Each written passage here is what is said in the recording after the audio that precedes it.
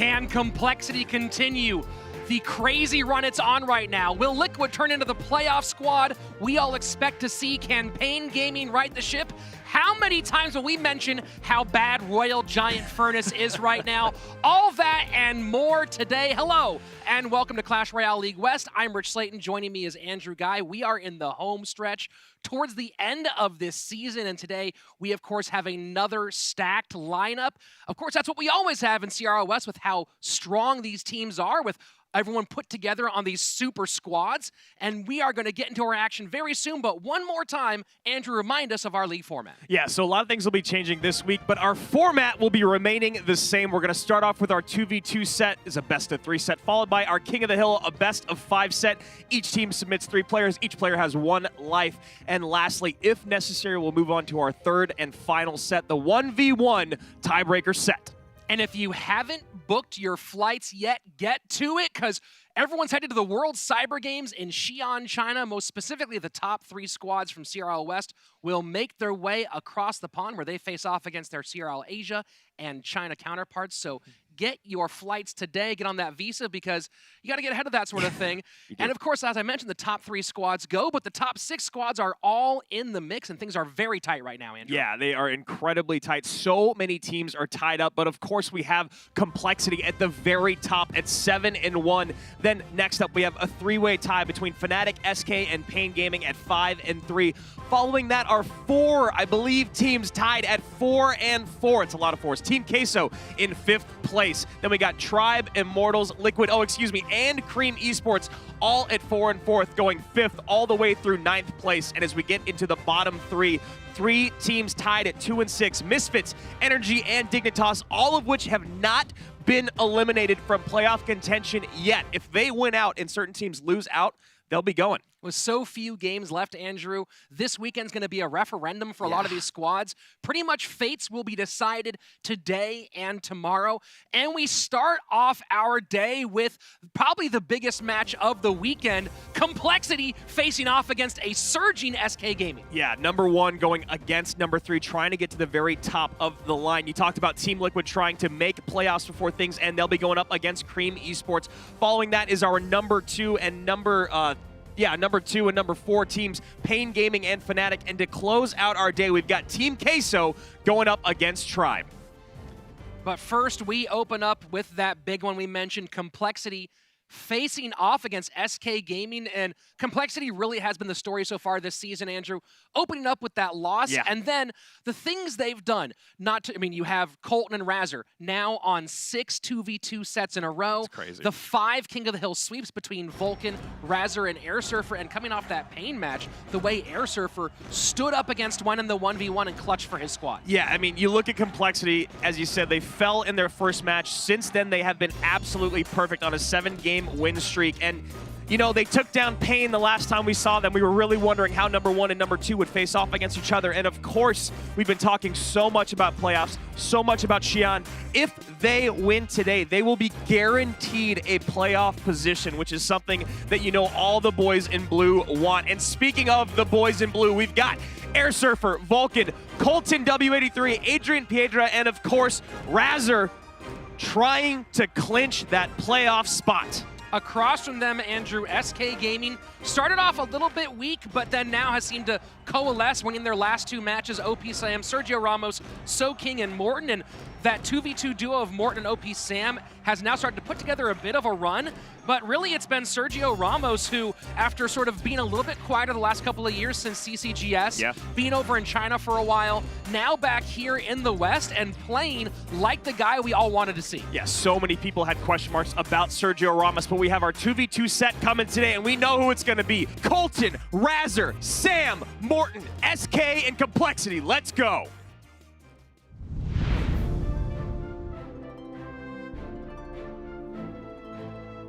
As you said, Andrew, no big surprises here. Colton and Razor facing off against Morton and Sam. And as we mentioned before, Colton and Razor currently on a 6-set win streak in the 2v2. Morton and Sam, though, coming off of 2 back-to-back wins against Tribe and Immortals. Yeah, and Immortals really kind of struggling right now, and it's crunch time. You know, you said we're in the home stretch, and that is very, very true. You know, all the teams are thinking about that. They all want to go to playoffs. They all want to go to China. And today and tomorrow have big, big implications on that. Yeah, full round robin for all 12 teams with 8 games in hand.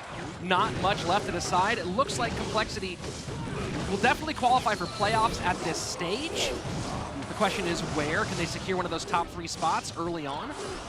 Yeah, and I am shocked. And this is no slight against the bottom 3 teams. I'm just shocked that no one has actually clinched yet because of how tight it is in the middle. The standings are just so very close. The competition this year is out of this world. You saw Colton and Razor trying to go for the King Tower activation with that Magic Archer playing the ice with the inside. Missed by about half a tile. Yeah, that is a beautiful, beautiful activation we saw last week, I believe, with some Skellies. Well, I mean, that's a beautiful Royal Giant raged up on tower. Wow, just not a lot of defense coming down from SK in that moment. You see right now they have 16 Elixir in hand, 15 at the time that they were attacked, and just opting to save to create maybe a big push.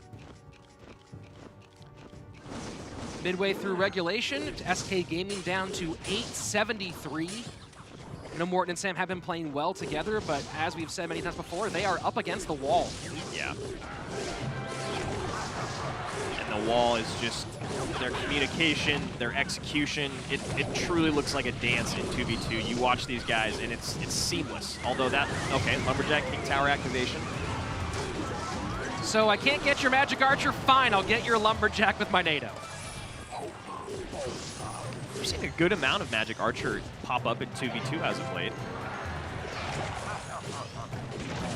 Has been shifting a bit. And nice play with the guards to pick up that Magic Archer on the opposite end by Complexity. Nice high lightning there to get on top of the Giant Skeleton, as well as the Princess Tower. Lumberjack will need the response. SK's just been stuck on defense the entire time, have not had a chance to mount really any attempt at getting into their opponent's part of the field. Yeah, and Colton and Razor just keep up the pressure and continue to have about the same Elixir as SK. So now the first Royal Giant coming down for SK, try to see if they can break through. You got the Mega Minion tanking for the Inferno, so that will get a couple shots, or just one. Poison in, lightning down, and that's going to be a very quick first game in this 2v2 set. Wow, an impressive, dominant performance. You go, hey, someone's got to be able to unseat these two, and maybe it's going to be Morton and Sam, and at the moment, it looks like Razor and Colton are nigh unstoppable. Barely any damage done on the towers of Complexity. Let's see if SK can bounce back in game number 2.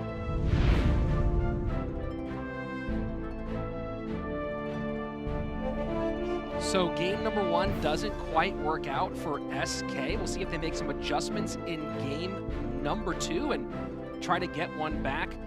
But, you know, we talk about this a lot, Andrew, and it holds true for anybody, but specifically, especially against Complexity that has now put together 5 King of the Hill sweeps. You do not want to go into that second set behind.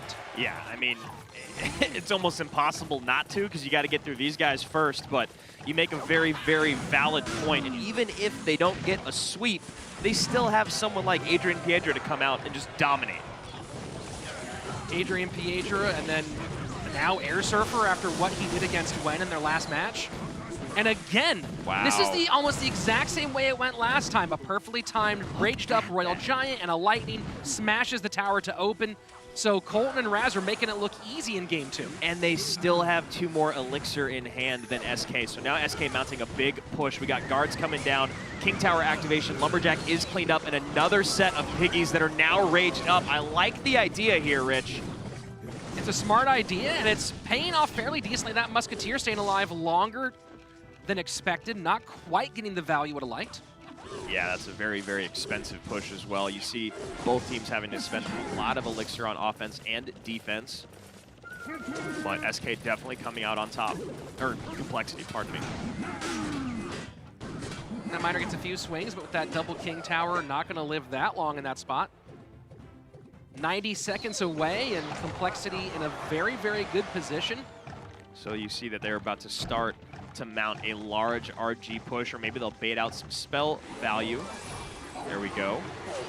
Nice Magic Archer connection. Yeah, very, very nice. Ice Wiz and Ice Spirit combo to retarget. Love that. Cheap, effective. That's a nice giant skeleton in front of the Royal Giant. Doesn't quite do enough to turn a tower, but still with that right-hand tower down to 487, Colton and Raz are in a good spot. Yeah, already within spell cycle range. You see the lightning, you see the log, you see the poison. SK knows this. They've got to get this tower down. They don't really have a fantastic way to deal with that Inferno tower.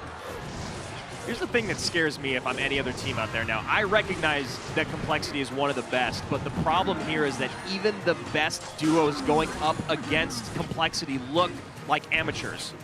It's absolutely insane, Andrew. It really is. You know, part of me has to wonder with last season when Complexity had to go so many matches in a row during Super Week. Yeah. What last season might have looked like had they not been stacked up like that. The dreaded Super Week, and that's something that we've talked to Matt Rutledge about a decent amount, and just saying how much that took apart their game plans. You see Colton up there doing a bit of a dance and a dab. A Colton dab. There we go, feeling real good about himself, and I would too. 7 2v2 sets in a row. Very, very well played. Set number 1 goes to Complexity, on to King of the Hill.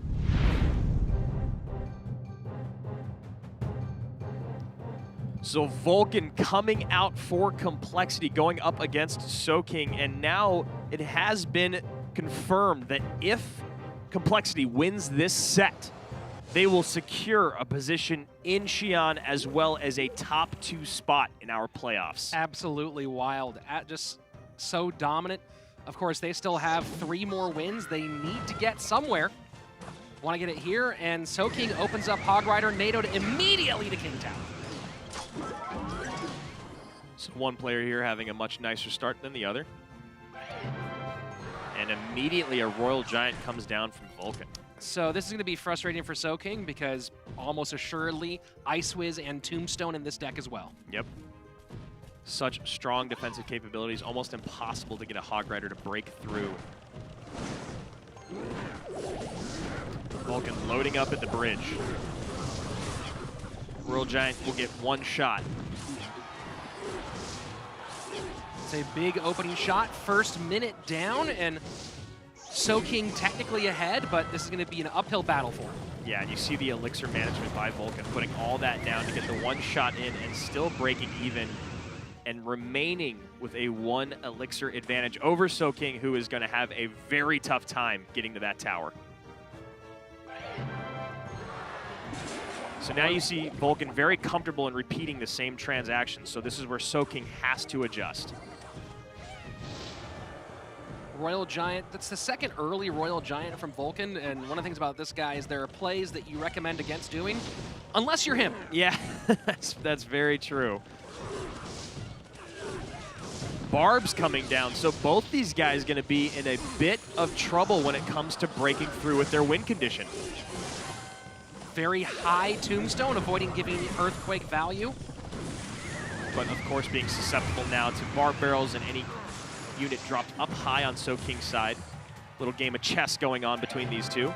I'll be very surprised to see Vulcan repeat the same defensive sequence over and over again.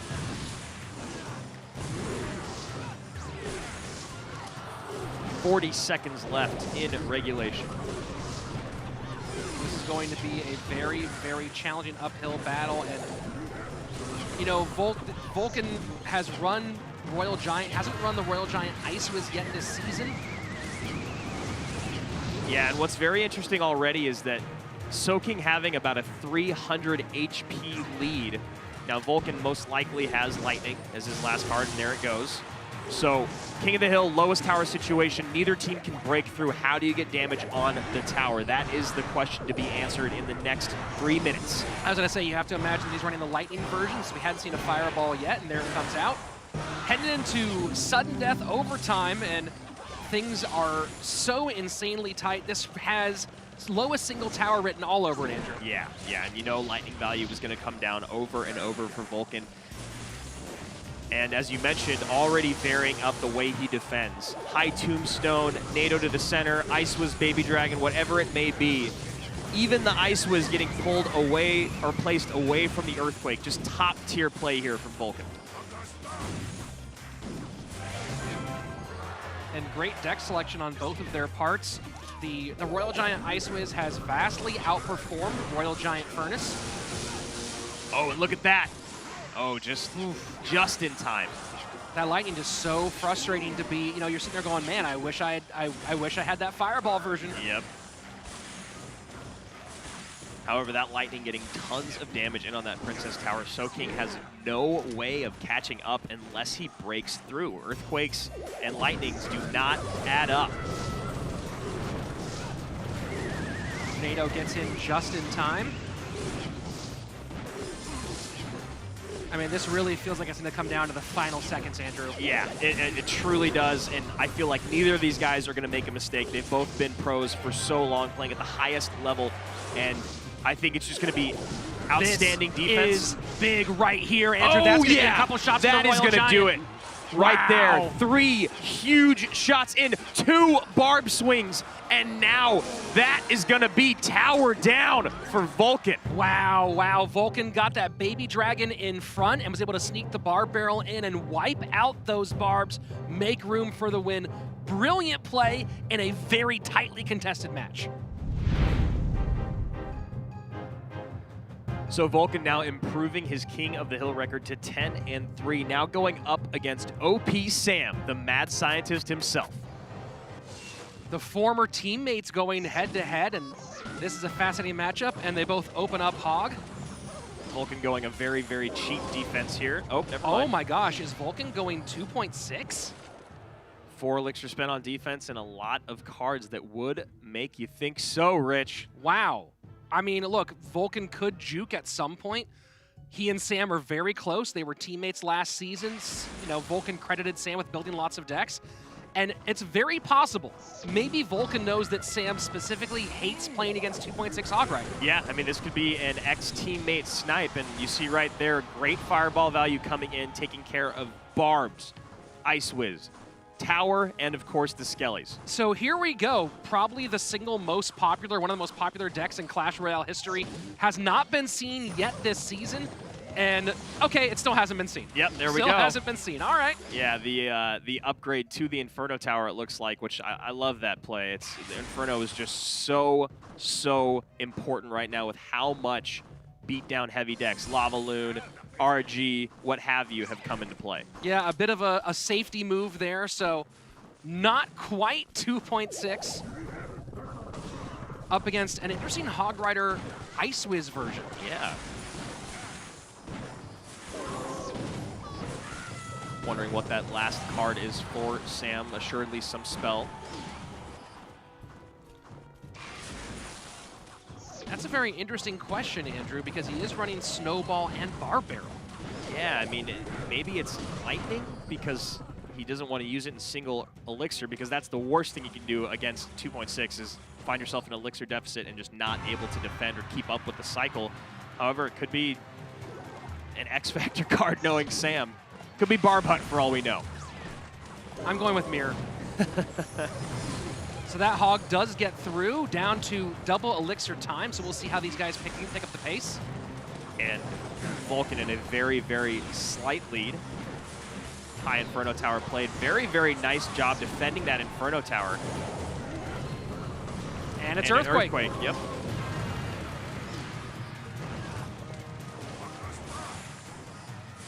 So Sam playing very conservative in single elixir, noticing his matchup or recognizing his matchup, not wanting to use his Earthquake spell until now.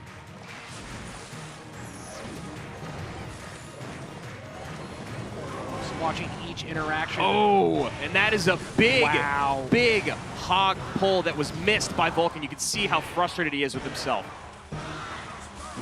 Wow, that's a ton of damage, and now Vulcan gets a fireball down, making a little bit of room, hoping to sneak that Hog Rider through, but Ice Wiz Barb Barrel will do enough. And that last little leg of life from the Inferno. Another missed Inferno. Hands go to the head, and game goes to Sam. A couple big misplays, uncharacteristic misplays from Vulcan.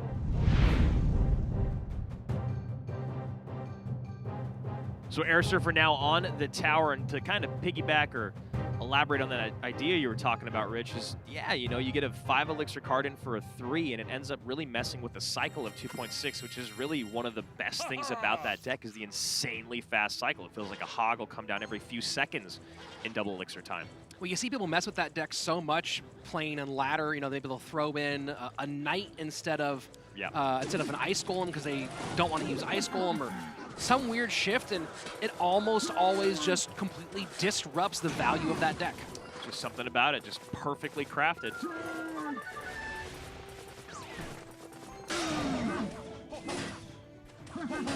So OP Sam, Minor Prince, Fireball.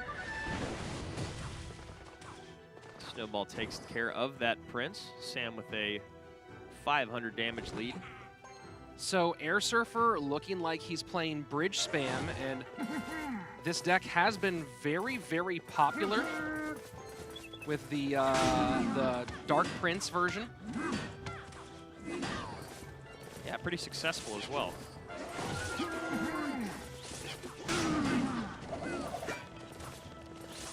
So about halfway through, and now we see the Ram come out. Defensive Miner to pick up the Knight. Prince meets the Battle Ram. Very well defended by Sam. Yep, and Sam will have a decent counter push coming down. That pretty healthy Prince. Sam is not happy about that little extra damage. Oh, what a great zap. That was dirty. Yeah, Air Surfer knows it. So here we go, entering double elixir time, and the double Prince working out pretty well for Sam so far, giving him lots of options against the bridge spam of Air Surfer. Now zap out of cycle. Air Surfer can play those minions very comfortably up high. One minion will get a shot on tower. And immediately, Miner to the back, opposite lane. So dual lane pressure starting for Air Surfer. And there's the Giant. And a beautiful kite to bring it over, and P.E.K.K.A comes in response. Prince goes against Prince, keeping that P.E.K.K.A very, very healthy. Mega Minion there, but minions will come down. And now Air Surfer turning up the heat. Prince does get down, but won't stop the charge. Ooh, look at that, a big time connection for Air Surfer. 12:43 on the top left tower. Things have just changed drastically. Miner right into the Dark Prince, gives some solid fireball value. Air Surfer turning the opposite direction. Prince picks it up. You love that bandit placement to distract the Prince, still getting tanked for by the barbs. Dark Prince does come out on top for Sam.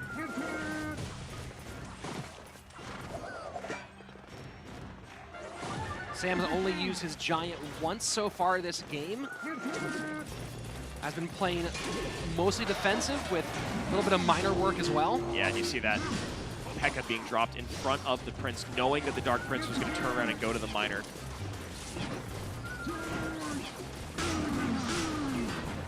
Big push here coming for Air Surfer, really big. Great fireball by Sam, however.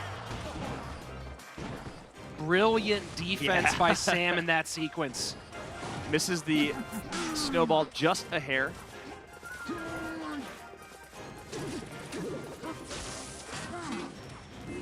Defensive Miner zap, perfect combination to stop what was gonna be a lot.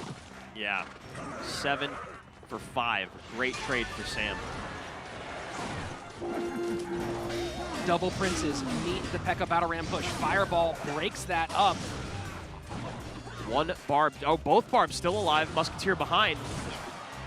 And a big time barb swing for Air Surfer. Miner to the back. Prince comes in front, but nothing was coming on the other side. So this exchange works out very well for Sam. Yeah, minion does not get on tower, but Sam coming out on top. A 40 HP difference between these two gentlemen. Bandit stops the Dark Prince. P.E.K.K.A in. Can this Battle Ram sneak by? No, the minions do not get in front of the Mega Minion. Very, very nicely placed Mega Minion. Snowball in again. Barbarians will get a hit. So will the minions. That is huge. Sam knows it. Air Surfer just kept on creating little, small swarms at the bridge. Yeah. So difficult to deal with, and it really was it seemed like it was just continuing to build and build and build. And we had that first barb sneak through, did it again, beautiful play. You talk about those small but deadly pushes that Razor kept putting together, and those were all accompanied with beautiful snowball placement to slow the tower, slow the DPS units around it, creating just a little bit of space to break through a handful of times, and that was the reason he came out on top. So now Morten up for SK in game number 4. Air Surfer opens, defensive tombstone, and both guys playing small ball so far. Probably Goblin Giant Sparky for Morten. Air Surfer one victory away from securing playoffs for Complexity. Ooh, 3 Musketeers. You know what, are we smelling piggies? Who knows? I mean, 3 Musketeers are in such an interesting place right now with so many counters, and you see with Barb Barrel and Poison being out of cycle, Morten can comfortably drop those 3 Musketeers, and a great call on the piggies. You know he loves them, and there you go. At the bridge in response to the golem push opposite lane, and that is a ton of damage to open up game 4. Yeah, a lot of damage coming in for Morten, but a big push that he has to defend with 3 Elixir. Skellies take care of the Lumberjack, and excellent defense from the SK representative. This is going to be really challenging for Air Surfer. And Morten gets connection on the left side as well. 2 great responses to the Golem and the 3 Musketeers and the Hunter. And the ability to put pressure on every time with, not just with the Royal Hog, but the Dark Prince as well, potentially. And you see Morten there taking out the Tombstone, a positive Elixir trade, and one of the biggest counters to his win condition. One of his win conditions, I should say. 3M Royal Hogs dominated last season in CRL North America and EU. Although it did not run Dark Prince that time around, because that was before the big Dark Prince buff that came a few months ago. Or about a month ago. Yeah, you'd see with Battle Ram a lot more often. A very nice NATO and Poison to come down and take out all 3 of those Muskies. Wow, beautiful play by Air Surfer. 7 for 9. Yeah, that is a great, great trade there. And now you see Air Surfer again defending his Tombstone, putting down a Golem. This is exactly the position he wants to be in. How will Morten respond? Back around to the 3 Musketeers again. This time, no NATO Poison available. So a big, big push, probably going to come down the right-hand side for Morten to try to distract from Air Surfer mounting up a bigger Golem push to the left. And look at that, 4 healthy Hogs, 2 healthy Musketeers. A high Tombstone. That is not going to be enough, Rich. The 2 Hunters come down. Lumberjack trying to clean them up. The Golem, though, on the left-hand tower. This might be Air Surfer tower taking down. it. Oh, look at that. We're going to overtime. That was as close as it gets. Even the game didn't know what was going on. Wow. And now look at all the damage being put down by Air Surfer. The Lumberjack nearly clutched that for Air Surfer on the right-hand side, but just enough snuck through. And there's the window for Air Surfer to start another Golem push. A great moment, recognizing what was in and out of cycle and how dangerous it would be if Morten went all in with the Hogs. This is a big Golem push. NATO not coming out this time, so getting a second Hunter down. Baby Dragon and Hunter duke it out. Baby Dragon comes out on top. 1 Belch comes in. Oh, that's massive. Morten trying to keep his team alive. Wow, that might be the end. That is a high Lumberjack into the 3 Musketeers played on one side. Very well defended by Morten. And honestly, I think it was just because that Lumberjack was played so high, Air Surfer did not have that 4 Elixir to help with those 3 Musketeers. Yeah, when I saw the 3 Musketeers there with the Dark Prince and the Poison came down, it seemed like value upon value. Of course, worked out not horrifically for Morten. That's a very good way of putting it. Now 3 Musketeers played in the center.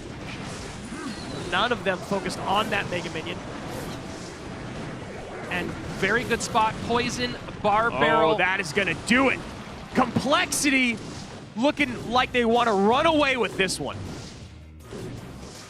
Final minute. Morten has to do something to try to steal this. The problem is he can't. He's going to try to go this side. Can he mount enough damage here on that big King Tower? He's going to try right now. A lot of damage in. He has to sell out. Yeah.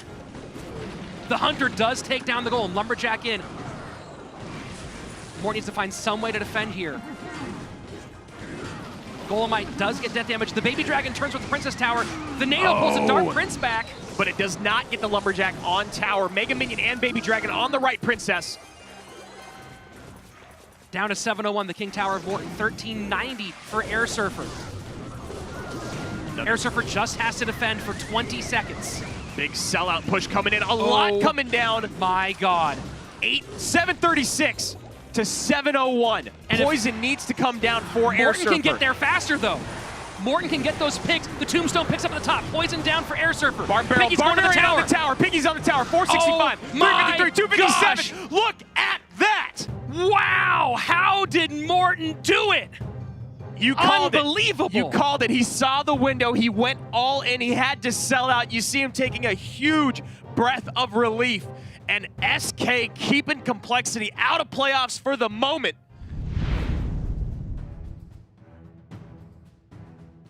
A back and forth battle between titans of the game, and you see right here Air Surfer going in for the kill with the Lumberjack Nado combination, but he misses on the execution there. Baby Dragon actually does not aggro to King Tower Rich, and that's when it all goes downhill. Yeah, Air Surfer went for the 200 IQ play, trying to pull the Dark Prince out of range from that Lumberjack, get on King Tower. But that 3 Elixir changed everything. The Baby Dragon not going to King Tower changed everything. Morten, we saw him sell out earlier with the Dark Prince Royal Hogs push, and here we go. Now he's just putting the pressure on the right-hand lane, and at this stage, Air Surfer has no way to keep up. That's game over. The Poison's not going to be enough. Pigs come in, steal it, and there we have game number 5 coming up next. So Razor coming out for Complexity now, trying to send SK on their way. SK trying to push this to the 1v1 set. And let's just reiterate, if that Dark Prince had gone behind the tower, the Lumberjack had been on, that would have been play of the year. Yeah, I mean, that was already maybe game of the year there. And so I love the idea by Air Surfer. Just barely misses on the execution, but wow, yeah, 200 IQ play is the best thing to call it. Magic Archer for Morten. So looking like an old school, well, no. Maybe 3 Musketeers when you see the Ice Golem.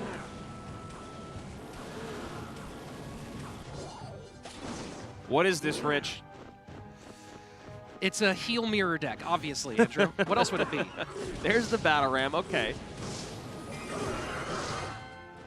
So Magic Archer might get into play to take out those tombstones as we go later into the game.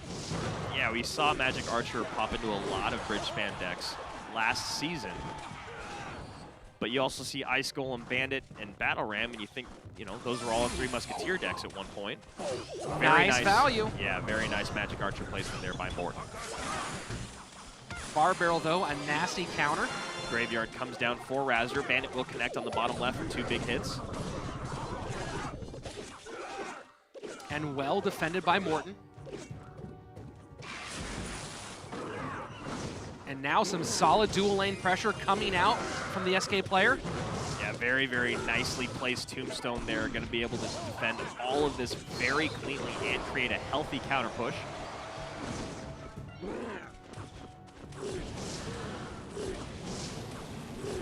That Inferno Dragon looks like it's going to keep getting a ton of value for Morten. Just there's no really great way to deal with it except for your win condition. Yeah, I couldn't agree with you more. Not a lot of great ways to get to the Inferno Dragon. I guess maybe if you can Graveyard Poison, but that's so much elixir spent. You also have to have a tank there, of course.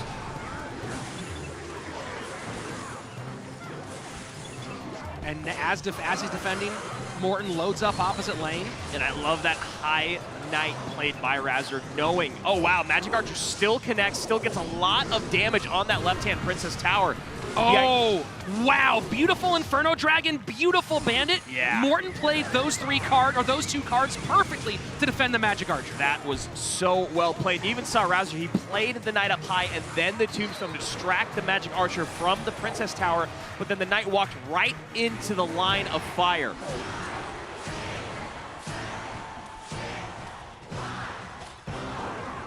So not a crazy big lead by the SK player at this moment.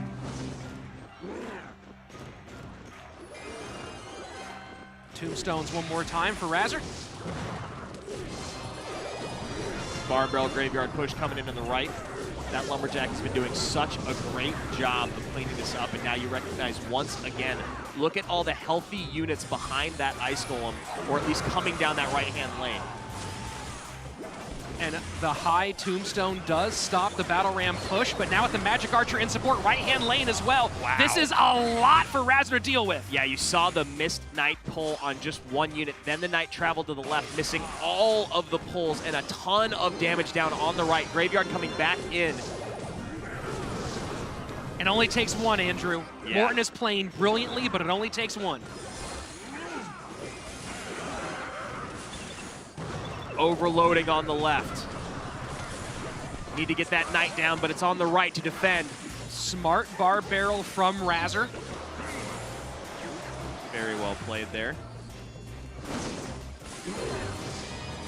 Just a little above 900 HP on both of Razor's towers. And the Lumberjack almost goes too high for the defense on the Graveyard, but turns back towards those skeletons.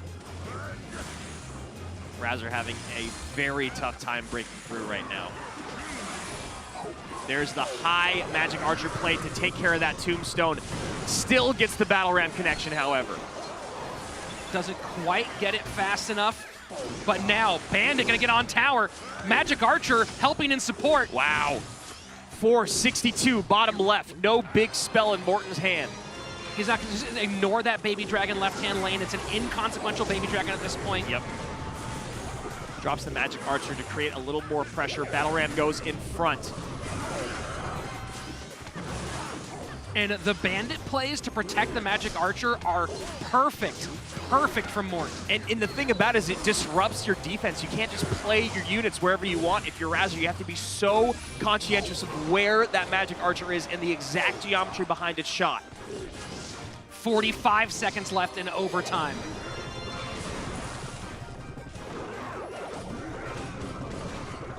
Very inexpensive defense. Yep. Very, very easily defended. Couple Skellies get on the tower, bring it to 732. This is actually very close right now. Morten has decisions to make. Razor looking like he's figured out the defensive sequence that makes him come out on top over and over. Oh, that NATO, though. I don't know if Razor is going to have enough to get the opposite direction. The last second Tombstone coming down. 4 Elixir in hand, nothing there. Oh, Bandit the Knight dash comes down, however. Look at that. Magic Archer in, gets one shot, two. Look at the plays by Morten. Wow, that is unbelievable. Look, that 2v2 might have been a complete beatdown. This King of the Hill was one of the most interesting, exciting, hotly contested 5-game sets we have seen this season. And now we're going to what should be a wild 1v1. So now it's the all-important question, Andrew. Who do you send out for the third and final set? You just saw Vulcan stumble a bit. You saw Air Surfer play well and then fall. And then on the other side, with what Morten just did, do you bring him out one more time? And oh, take a look at that. It's Vulcan up against Sergio Ramos. This is the match, the kind of match you wanted to see in CRL West. The Kings Cup 2 champion against the CCGS champion. Yeah, and arguably one of the, maybe the best player in all of CRL West right now, Vulcan coming out. I love that he's out. You know, we both said uncharacteristic mistakes by him in that King of the Hill set, so it makes sense. And then Sergio Ramos, he's rested and ready to go.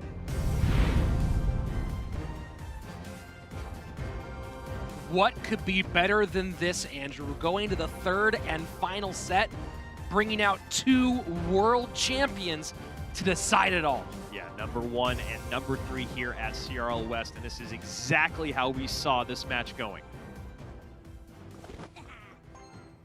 Vulcan bottom of your screen, Sergio Ramos at the top.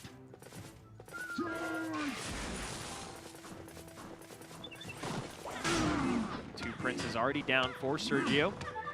So a lot of options that Sergio Ramos could be running now. You know, it used to be two princes just kind of meant giant double prince, but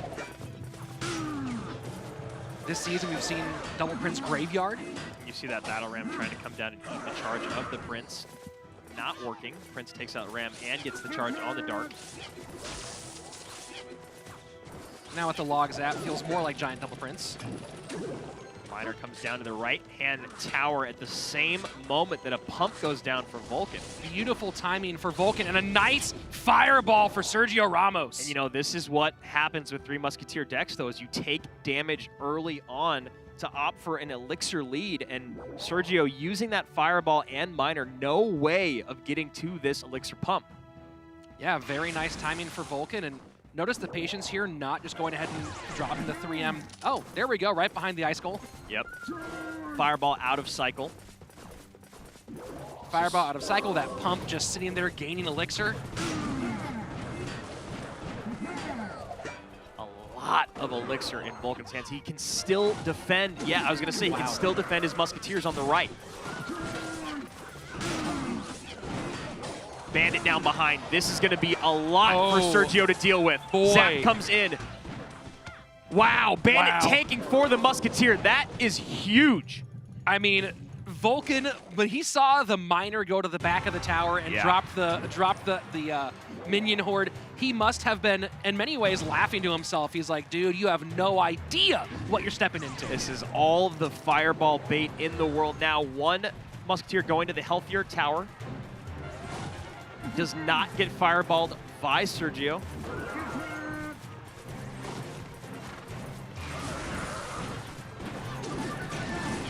There is the fireball bait all coming down for Sergio Ramos. He needs to fireball that. There it goes. But one Musketeer does survive and a minion, so that's a lot of damage to the left-hand lane as well. Vulcan now pouring it on. Wow. That one minion tanking for that Musketeer just gave an incredible amount of damage to Vulcan. Now on both towers below 1,000 HP, this is going to have to be where Sergio goes back to the drawing board, figures out what he needs to do in game number 2. And these are two pumps that have just lived the entire way, giving Vulcan such a massive advantage. And I don't know if this is going to be able to be stopped. Now tower down there on the right. Vulcan very happy with how that first game went, and he should be. He played that to perfection. If you want to know how to set, to bait a trap and spring a trap, just rewatch the opening moments of that game about 50 more times. So Vulcan just running a clinic on how to play 3M in that last game. Sergio Ramos must win or draw this game to keep SK alive. And once again, to remind you all at home, if Complexity wins right now, they will be going to China and they will secure a spot in the top 2 for our playoffs. Yeah, you gotta wonder if Sergio Ramos saw that pump and just felt like he could still get value on the fireball on that opposite side. Yeah, very interesting exchange. Yeah, very surprised by that. I mean, you see the value there. That was exactly what Vulcan was going for in baiting out that fireball, but you see the pump come down in the cards that had already been played by Vulcan. And if you're Sergio Ramos, there's only one deck he could be playing, and that's 3M. Hog EQ going both directions. Hog completely tanked for by that Ice Golem, or excuse me, Barbarian.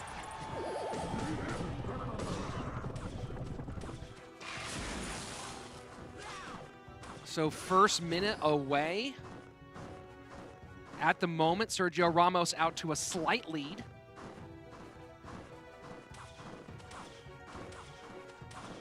Both guys slowing down, not trying to put the pace on one since they know they're both playing fairly similar decks. Yeah. Rocket comes down for Vulcan. Fascinating. So doesn't look like it's going to be Hog EQ for Vulcan, continuing to throw little jukes. You see the hand on the head there. Now the Bats have an open shot on the tower. Not the worst interaction that could have come from Vulcan wasting a snowball. Yeah, those skeletons did a pretty nice job of distracting there. I think we saw Vulcan play this deck once before. Yes, we did, and he did get a win with that one. Yeah, Vulcan was also the gentleman that had decided to switch in the rocket for that Royal Hogs, or excuse me, switch out the rocket in that Royal Hogs rocket mortar deck for the EQ. To great success by his teammate in their last match. So just playing with themes that we already know. Wow, and you know Sergio feels that pressure just building with every single rocket that comes down.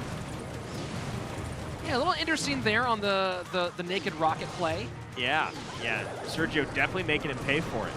954 on that bottom right tower. And you see Vulcan shaking his head. Some about that did not go the way he wanted. I think he recognizes that he kind of put himself in a position to have to make the EQ miss the Inferno tower in order to come out on top in that exchange, and he just couldn't get it away from the EQ.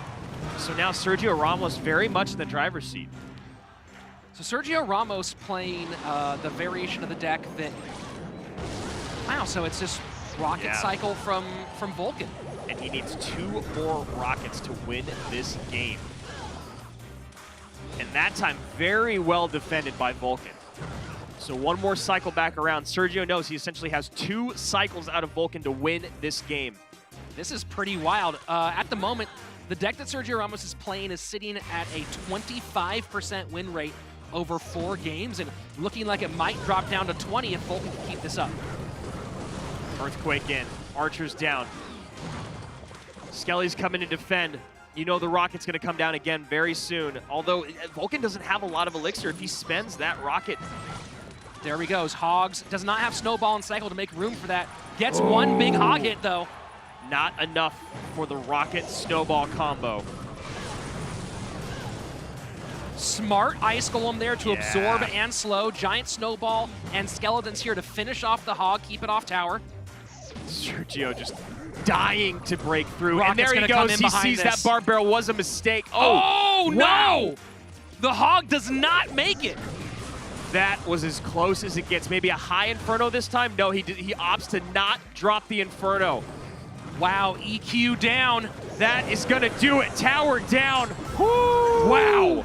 You can see the big breath from Sergio Ramos. He knows he was in trouble. Crazy idea from Vulcan. He keeps doing stuff we don't expect. And now we're going to what could be better, a game number 3. Yeah, this is it. SK, everything on the line for them. Complexity wanting that cushion of clinching playoffs. Here we go. This is what you want from 2 of the most stacked squads in CRL West, from 2 of the best players overall in the game. A best of 3 going to the final. It doesn't get better than this, man. This is what we do this for. This is what we live and breathe for here at CRL. Vulcan and Sergio battling it out. Vulcan going minor. This is one of the few times we've seen him play minor at all this season.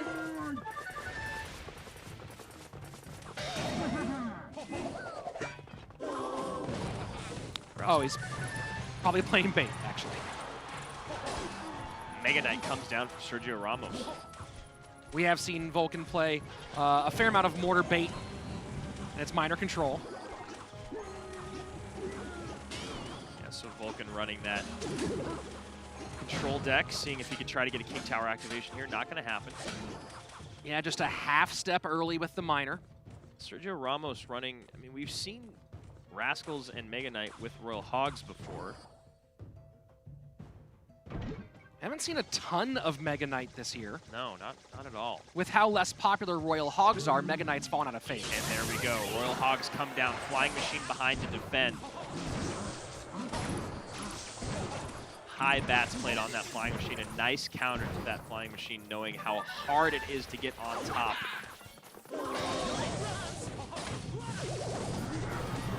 Sergio knowing he gave a lot of log. Yeah, I'm going to say that was quite a bit from Vulcan. First minute 40 down, and things still pretty even. Sergio Ramos slightly ahead. Remember, this is the final game, although a draw would send us to a Game 4. Yep. Which, you know what? I'm not angry if we go to a Game 4. Yeah. I'm happy to watch these guys play all day. Can we make this a best of 9?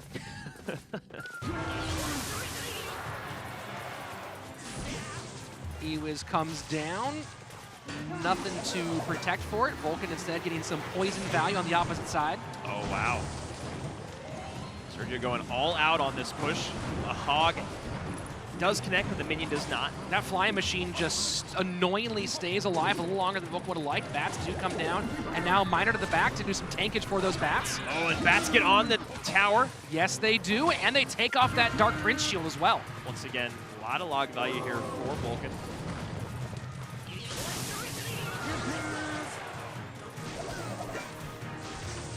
Mega Knight in the back from Sergio. Vulcan taking an extra moment to make some of these decisions. Nice poison value there. Trying to keep the Mega Knight in. He does. Flying it. Machine goes down. That's a nice snowball. The Mega Knight gets one leap, does get taken down by the Inferno Tower. So heading into sudden death overtime, Vulcan has begun to turn the tables. Mega Knight, Dark Prince push coming in. Probably supported by, yep, I was going to say some flying unit. Or both of them. Log, Bat, Skeleton to bring the Mega Knight to the middle. Prince does, but oh no, Dark Prince connection on the tower. Yeah. Sergio Ramos takes a big lead. Goes down below 1,000 HP now. Is Vulcan's bottom right tower. Vulcan goes inside with that minor push. Oh wow, that Ewiz is going to get swallowed up by the Dark Prince. Oh boy, that is all Vulcan coming knows. downhill. That is huge. Sergio feels it. Oh my God, Sergio Ramos, Vamos, just took out Vulcan in a best of 3. I'm like speechless at this moment. That was played so well. SK bouncing, fighting, clawing, scraping back. And they steal it from Complexity. Andrew, it looked like a done deal after the way they were manhandled in 2v2 by KOTH and Razor. Vulcan came out, got that first win over Soaking, and it felt like it was just water going downhill. But you got the win by Sam, then Morten clutching up in King of the Hill, and then the CCGS champion comes out and takes out a guy who many think is the #1 player in the West right now. And you know, this all started with that insane game between Morten and Airsurf for the back and forth battle, the Hogs against the Golem, and you saw maybe, just maybe, all of this could be changed with one tornado, with 3 Elixir. Who knows? That's neither here nor there, but SK playing out of their minds. A mid-season or late-season contender for match of the year, potentially a back-and-forth battle, some crazy deck construction, some high-level plays, some wild moments.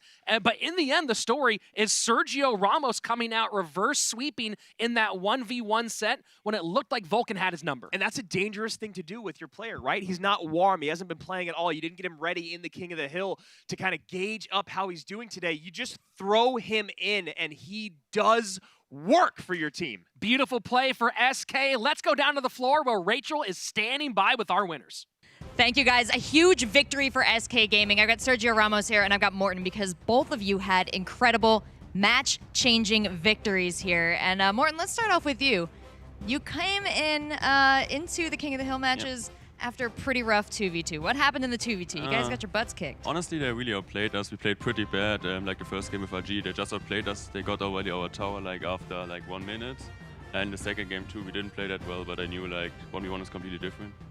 Well, you played it completely different in 1v1, I will say that. It was an exciting match against Air Surfer. You turned the tide of battle for your team. And it all came down to that last minute there. You decided to go dual lane pressure.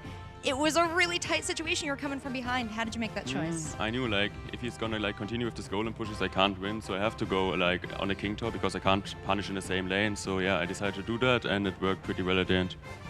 I would say so. It definitely worked out for you. We got all the way to the 1v1 where Sergio Ramos, you came in off the bench cold. You weren't in the 2v2. You weren't in the King of the Hill. You were only there for the 1v1. So how do you get yourself in gear for a match like that?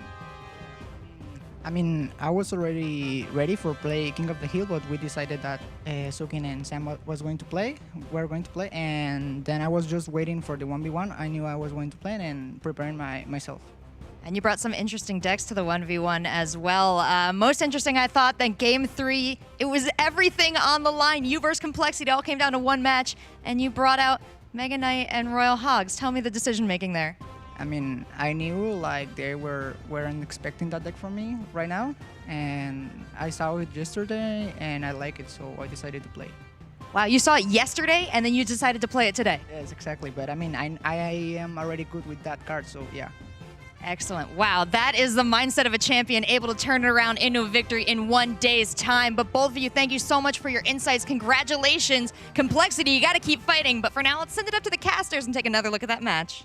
Quote, I saw that deck yesterday, end quote. Andrew, to do that in that moment is mind-blowing. Just taking down #1 with a deck that he's played with for less than 24 hours. SK now moving into that #2 spot, a position that a lot of people, teams, casters thought they were going to be in, but they had a really rough start.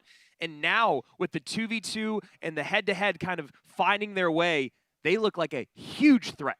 Yeah, they are definitely in a great position to make that push for the top 3 and get all the way to Xi'an, China for the World Cyber Games. But a lot of teams have a lot to say about that. And coming up next, 2 other squads looking to be in the mix. It's Team Liquid versus Cream Esports.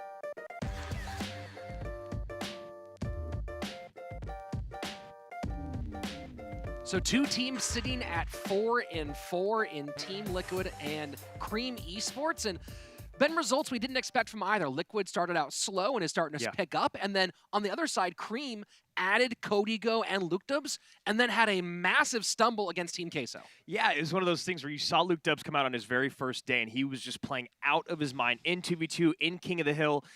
And then they stumble a little bit, you know, getting swept by Queso. And on the other side of it, Liquid coming off of a 2-match win streak over, you know, Fnatic and Energy. And Fnatic is up in the top 3. So Liquid has what it takes, but will they be able to put it all together in time is the question. And then is Cream Esports going to look like the squad people expected from the opening when they knew that KOTH and Luke were on the team? Right. You know, kind of surprising what happened last time out against Queso, just bang, bang down. So will they put it together this time out? And will this be the match that everyone was hoping when they saw these rosters announced at the top of the season? Well, you know, there's struggles on both sides. So we've got Team Liquid here with Buffmac, Diego B, Surgical Goblin, and Canario, the last 2 names that I just mentioned. 2 of the best head-to-head players in the world, but now playing 2v2. And on the other side of it, we have Cream Esports. And we'll see what kind of changes they make today. Jose Brand has been in 2v2. Lindsay has been a head-to-head stalwart. They've been rotating Flash, Diego E, and Luke into that set. But will we see KOTH possibly shift a bit, or will they keep him for that 1v1? Well, here's the thing that I was going to say earlier is that some teams struggle by only having 3 players. Other teams are going to struggle by having 6. There's so many personalities. Where do you find a home for each one of these superstars? We'll find out now. Liquid against Cream Esports. Here comes the 2v2.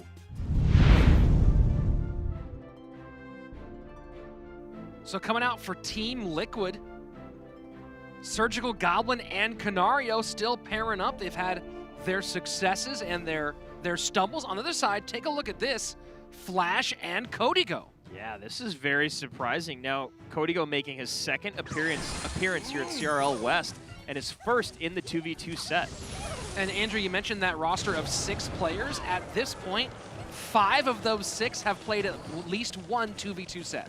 And that's kind of what I was getting at, Rich, is that, you know, it does give you the luxury of always keeping your opponents guessing, but it also keeps you from finding that duo, which, you know, I don't really care what anyone says at this point. It has been proven time and time again that a 2v2 duo that is consistently playing together usually outperforms the others. Very well-timed lightning from Team Liquid. First minute down, and that's the first significant blow of the game. Yep. Now we see a Lumberjack Royal Giant push coming in, a high Inferno Tower. Nothing there to pick it up from Cream. but the RG still may get a shot in. One shot! What a great snowball. You and I were both sitting there going, will it happen? Could it happen? And there we go, Ram Rider down for Team Liquid, and she will connect. Excellent, excellent poison value, cleaning up those guards. Ram Rider does get a big-time hit. I 803. think that was an ambitious NATO there from Cream. I mean, maybe they didn't have any other great options at that moment. That was the best one, but getting her tower down to 803 in that situation. Yeah, very, very early to be going that low, especially against a team that's playing so well. So heading into double Elixir time, it's double RG for Cream Esports.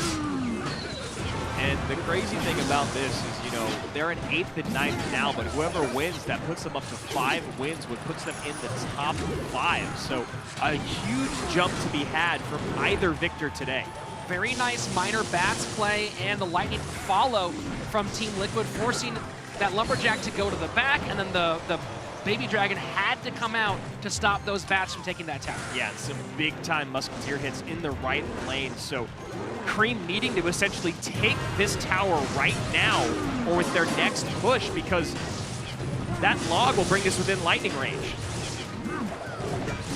Royal Giant does get a shot, but it does feel like too little too late. 20 seconds left. And switching lanes is even adding to that pile more. There's just no way for Cream to break through by switching towers this late in the game with that big of a damage deficit. So Liquid taking this with ease in game number 1.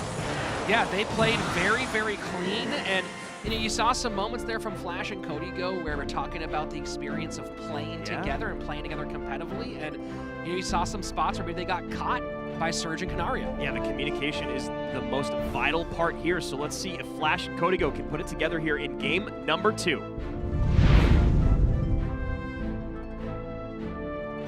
And we've seen a lot of the double Ram Rider, and you were just mentioning that the minor replacement for one of those Ram Riders was great. It opens up a path, gives that minor poison value to clear a lane for the Ram Rider, so I really like the deck construction by Team Liquid. Yeah, very sharp work and paid off very nicely. Looks like they might be going to the same deck for game number 2. Looks like Cream probably going back to the Royal Giant well. We have seen Giant Skeleton with Baby Dragon in Graveyards before as well.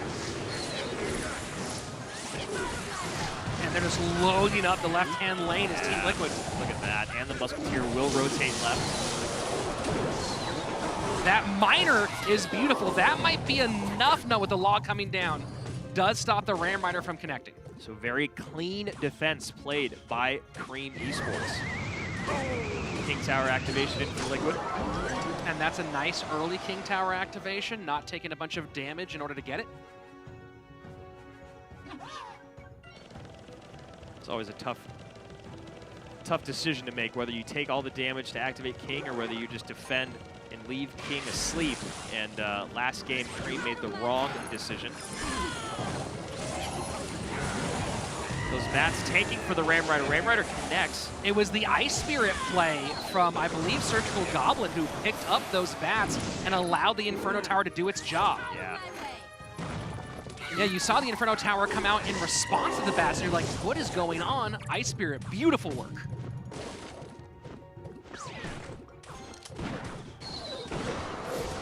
Both teams kind of slow and steady to start. Nice big connection there from Cream. You know, Andrew, one advancement I feel like we've seen this season from last is teams appear to be better at employing and managing micro in 2v2. Whereas last season was so golem heavy, so RG heavy, and didn't see a lot of those little cycle cards doing their role-playing jobs. This season we've seen a ton of them. Well, we talk so much about how the elixir flows slower in 2v2 and how like positive elixir trades can really swing the whole game, and that's something that all these pros, you know, they know all the interactions with the 1 elixir and 2 elixir cards, so why not employ that into 2v2 and take those elixir trades, those positive elixir trades to come out on top. Lots of fireball value there. Final 20 seconds of regulation. Liquid in a good spot, ahead by almost twice the amount of damage. And you see Cream is playing very nice defense, but Liquid is chipping away, whereas Cream has only got 2 big connections. And now the tower down below 382. That's a poison and a lightning away. That was a nice miner to the number 3 spot inside by Liquid. They had gone to the back over and over again last game and this game. Nice juke. Yeah, missed fireball on that Ice Spirit. And that will be the nail in the coffin for Cream in this 2v2 set. And Cream just loading up at the bridge, trying to take it if they can. There's a connection. Liquid gets the lightning down just in time. Yeah, that Lumberjack was beelining towards that Princess Tower. 2v2 set win to open things up for Team Liquid, and they are one step closer to moving their win rate into the positive overall in the season. Heading into King of the Hill. Crazy lineups for both. Opening up for Team Liquid, Canario, followed by Surgical Goblin and Buffmac, and across from them, KOTH leads off for Cream Esports with Luke Dubs in the middle and Lindsay playing the anchor.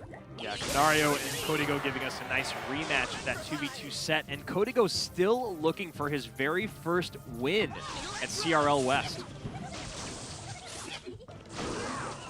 So, Furnace, maybe RG Furnace with Barbs versus Bridge Spam. Yep, that's what it's looking like. Those minions gonna make very easy work of those Barbarians and demand a slight counter push.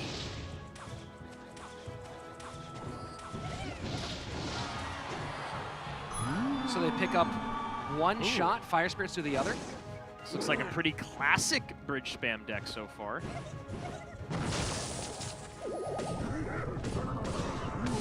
And a cheeky little zap to get the Furnace out of the way.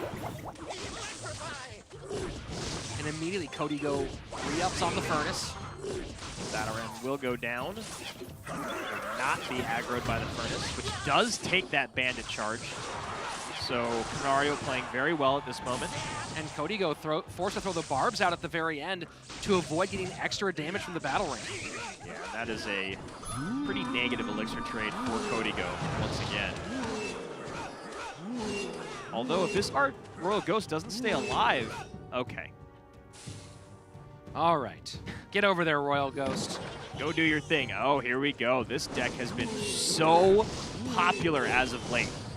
Yeah, the Furnace Goblin Hut variation. We were talking about this earlier today, Andrew. I'm trying to remember what the context was. We were just saying that it started to pop up a lot in GCs and in ladder, and wondering if we'd start to see it more here at CRL. And the question's been answered for us, Rich. Yeah, you were not a fan of this one. No, I am not.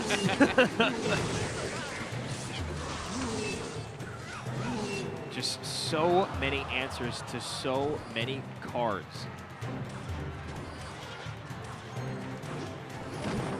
KOTH toads to Goblin Hut again this time. Very nice Bandit dash sequence there.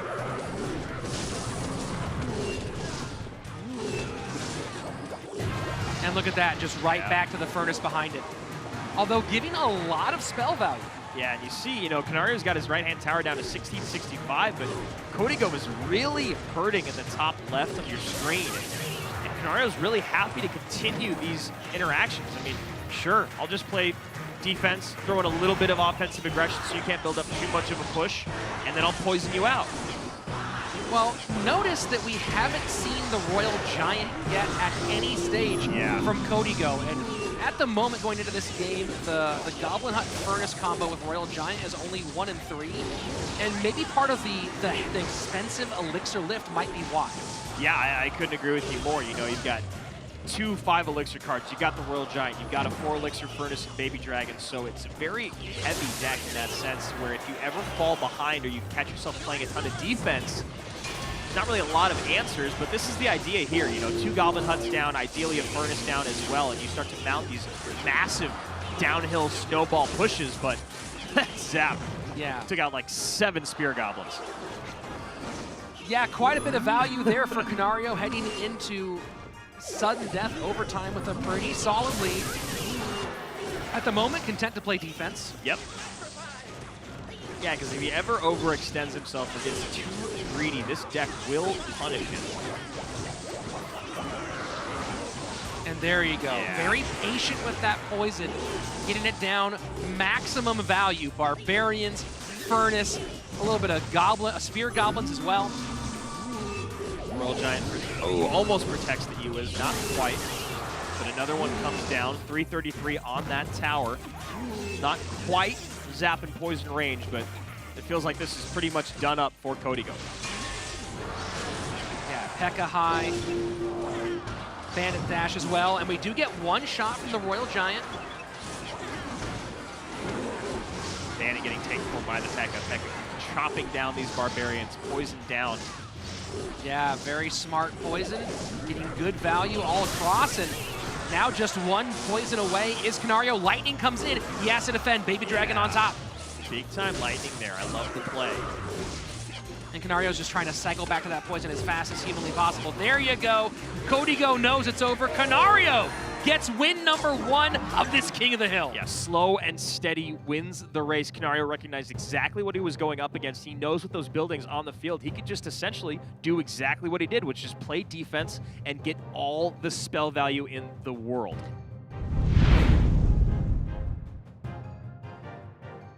So the first big late added star falls to Canario. So up next, the second one, Lukedubs takes the tower for Cream.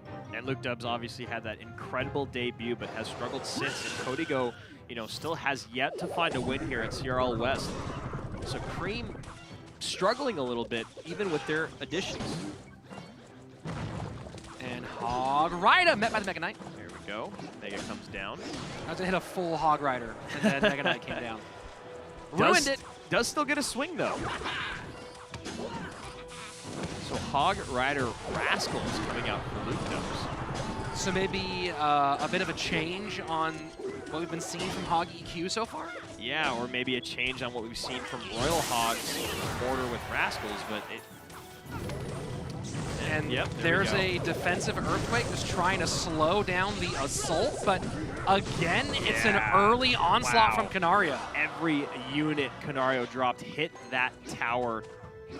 Lukedubs thirsting for Elixir. When you see a defensive Earthquake come down, you know you're in trouble.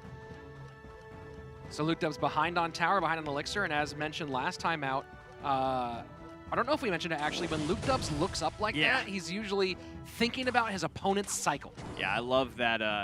It's kind of a signature move of Lukedubs to kind of look up and be like, okay, let me plot a million moves ahead and figure out what I need to do next. Well, better figure out something, because at the moment he is in quite a bit of trouble, and oh boy. Yeah, that is tough. Bandit does get a dash in. Hog will not connect. Oh, wow. That is as perfect as it comes for placement, timing, interaction, you name it. The hits just keep coming, and I mean that literally. And now we have this unhealthy Rascal Bunch coming down, can be easily countered by a Bar Barrel, and there we go. First 2 minutes down, and Canario has played pretty much picture perfect against the new Hog EQ variant from Lukedubs. Yep. Lukedubs not really able to comfortably stay in one lane as the pressure just mounts on both sides. Double bandit dash again. Canario's placement on those bandits has been perfect. And it's an EQ as the final card for Canario. Gets a little extra damage on that right-hand tower. Barbell comes in again, countering those Rascals 2 for 5.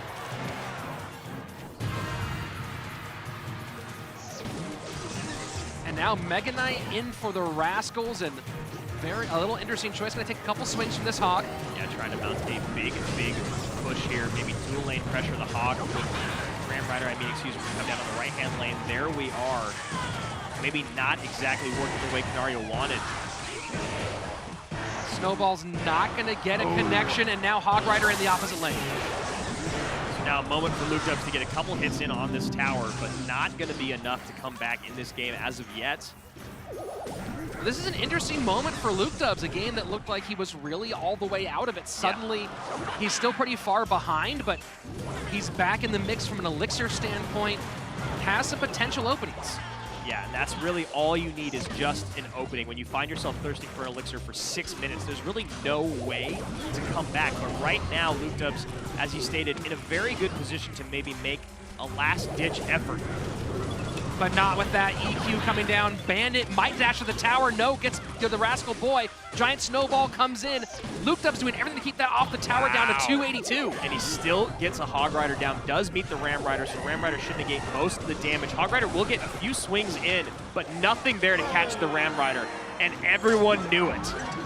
Canario, 2 up, 2 down, playing brilliantly and making it look easy. So all that stands in between Cream Esports and a straight 5-game sweep is Lince, who started off the season looking nearly perfect, going with an opening King of the Hill performance, taking out Carnage and Wen, beating Wen in the 1v1, and then taking out Mikael against Fnatic. But since then has not performed at that same level.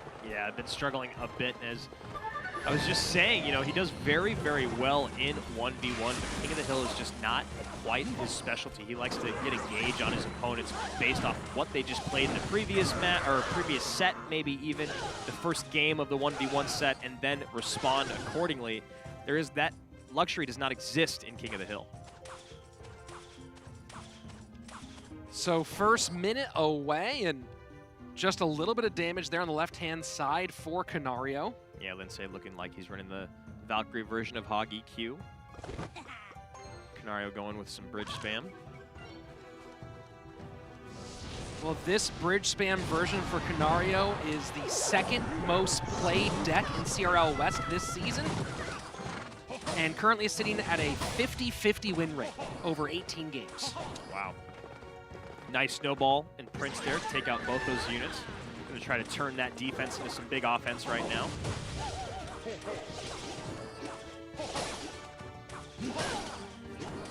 Minions take care of that Valkyrie enough to where Canario doesn't have to worry about it. Worry about her, I should say. Yes, it's not an it. That's a know, person, I know, Andrew. I know. Jeez. She has an emote and everything. I like that emote. It's The a good blow in the one. hair one? Yeah, Yeah, that's yeah. a great one. Hog at the river. Nice awareness of the Ice Golem in the back. Yeah, That's all only- Lince needed was one shot. Yep. Valkyrie comes down to defend that archer. But Canario here turning his defense into a pretty big counter push. And that Ram is going to get a connection to the right-hand lane. Big connection.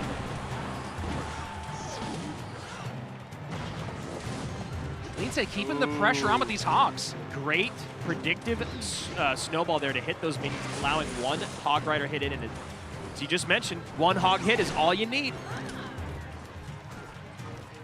So Lince starting to really turn it up a little bit, trying to move that cycle around and get those Hogs pretty aggressively on the left-hand side.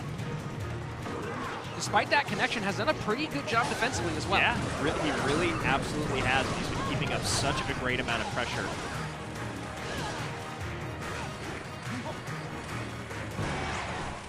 And the Prince does get burned down, and immediately Hog comes down. Prince there, will snowball come down? Snowball comes down last second. Prince should charge in front of that Musketeer. Just great unit placement by Canario. Lince's still in a commanding lead. That's the same Inferno Tower from the last sequence, Andrew, so a ton of value for Lince. Same Inferno Tower from last match. So here we are, 42 seconds into sudden death, and Lince in a pretty good position. Needs to get 3 wins in a row. You gotta start here first. It's a lot of blue on the left-hand side of our screen. Yeah, I was just gonna say, that is a huge mountain to climb. You take out Canario, and then you've got Surgical Goblin behind him, and then of course Boofmac closing it out for Liquid in the King of the Hill set. And this Hog EQ should get one swing from the Hog. There Definitely. you go. 1,000 HP on Canario's tower, just not able to break through.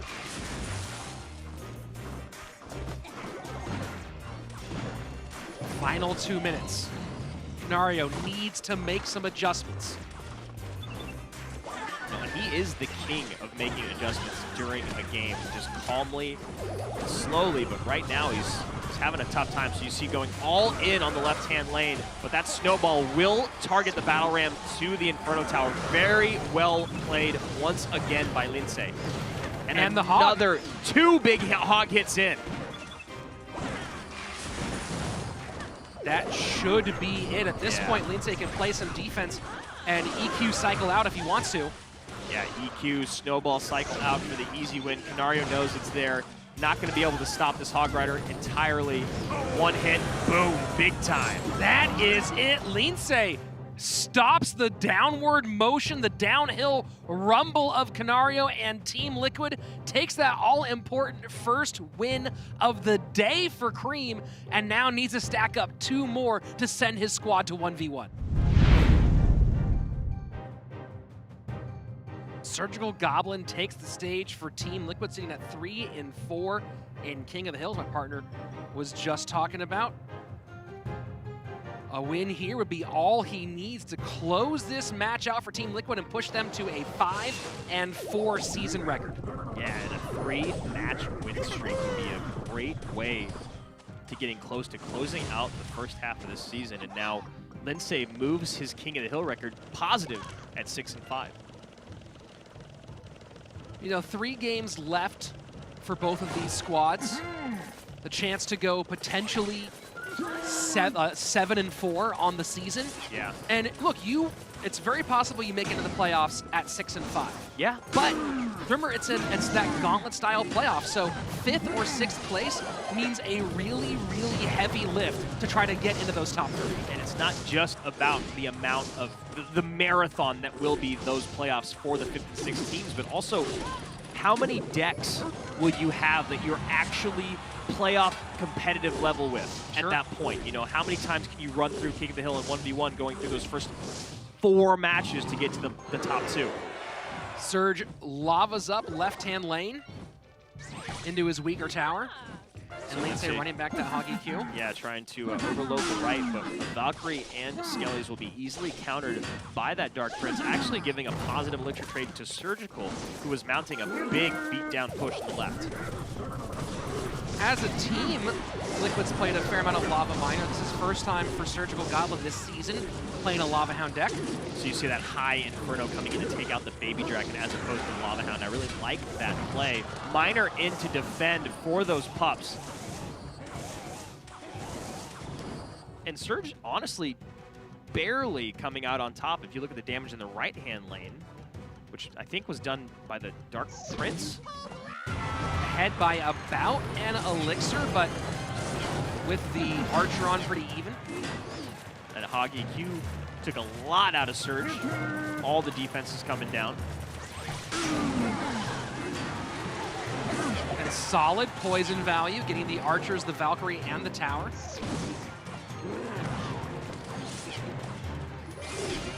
And Surge just hasn't had an inexpensive or truly effective option for that Hog Rider. Yeah, he's having a rough time kind of playing conservative or elixir efficient defense. Dropping almost 3 cards every time. That snowball by Lindsay was really pretty. Saved the Archers a little bit longer, moved that Miner into the skeleton pickup, and really changed the entire tenor of that push from Surgical. Yeah, very nice heads-up play by Lindsay. And now Surgical going to the back of the tower does get picked up by those Skellies. Lindsay gonna get right back around to another Hog here in just a moment. Still pretty significant damage for Surgical Goblin. We are 10 seconds into sudden death, and things are not that separate. Inferno Tower comes down basically at the same time as the Lava Hound. Miner goes directly to the Archers one more time. Lindsay keeps playing them on the inside. This time, no fancy snowball maneuvers.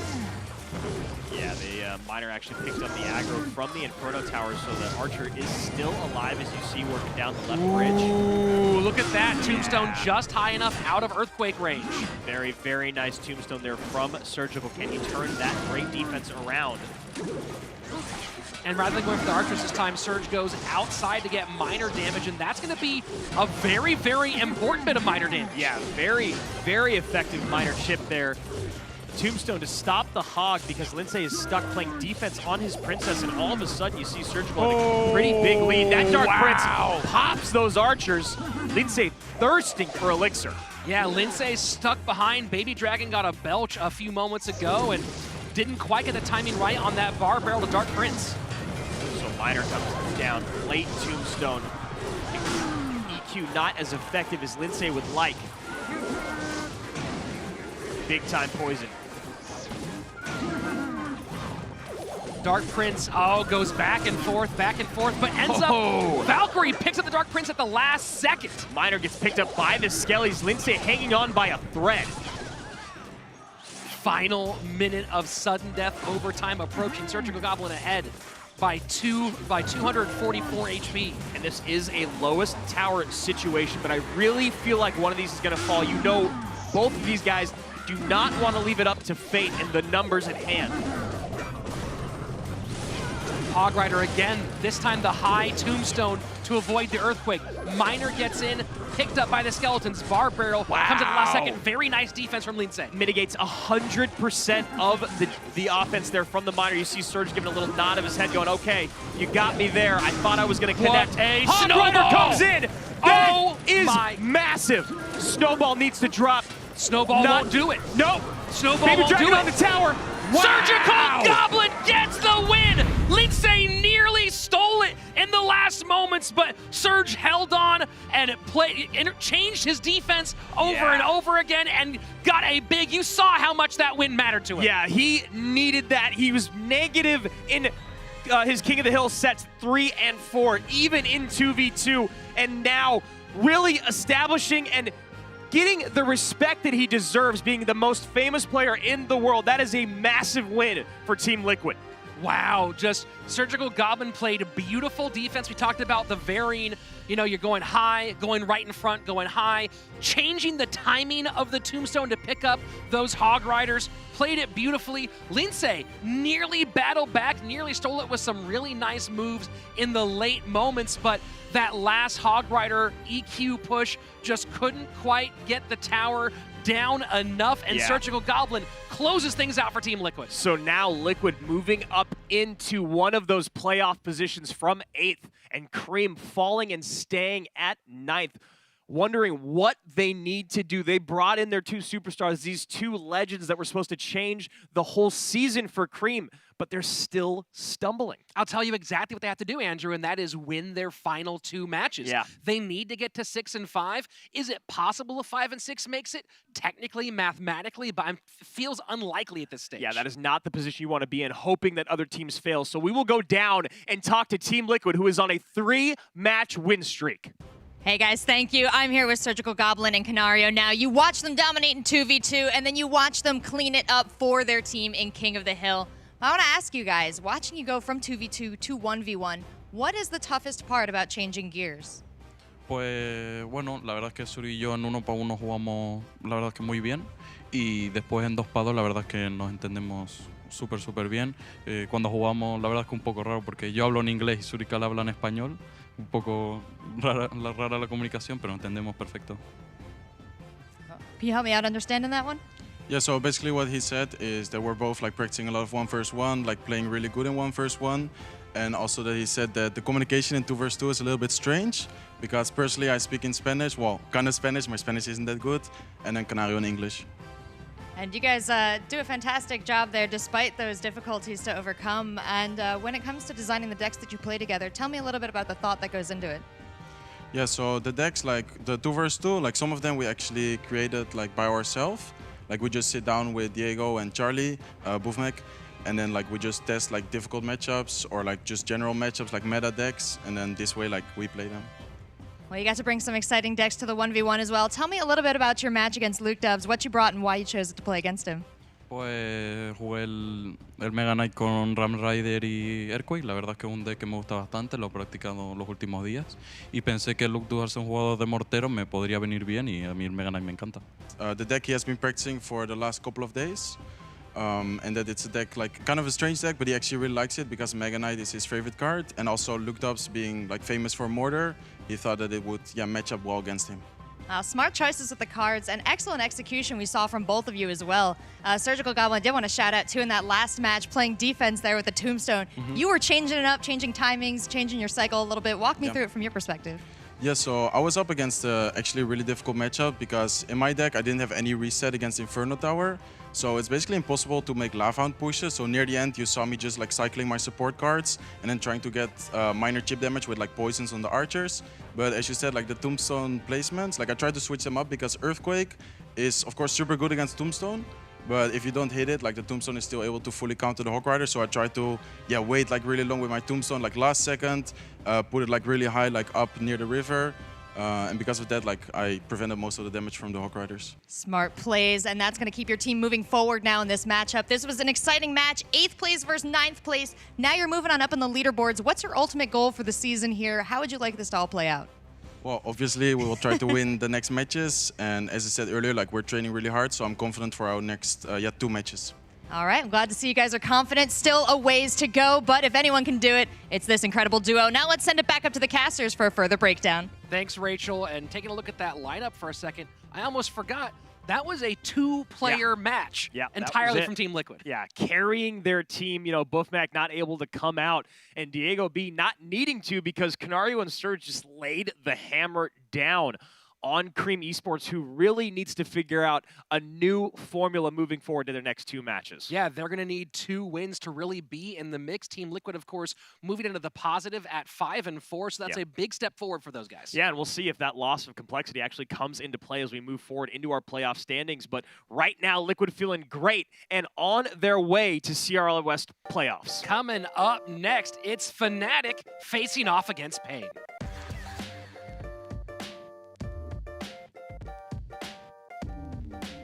Third match of the day, and another big one for you, a battle at the top of the standings. Fnatic up against Pain Gaming. Yeah, number 3 going up against number 4. Both teams 5-3, and this is a huge one. You know, Xi'an is getting farther and farther away for some teams, closer to others, and right now Pain and Fnatic in a position to essentially lock in a playoff spot and get one step closer to Xi'an.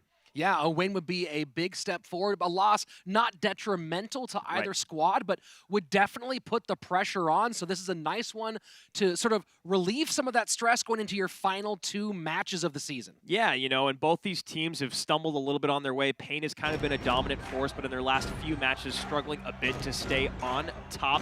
You know, they had those 2 losses to Energy and Complexity in a row. And then on the other side of them, you have a team in Fnatic that finally has their 5th member in Yarai that's kind of opened up the roster positions, getting Javi into that final set.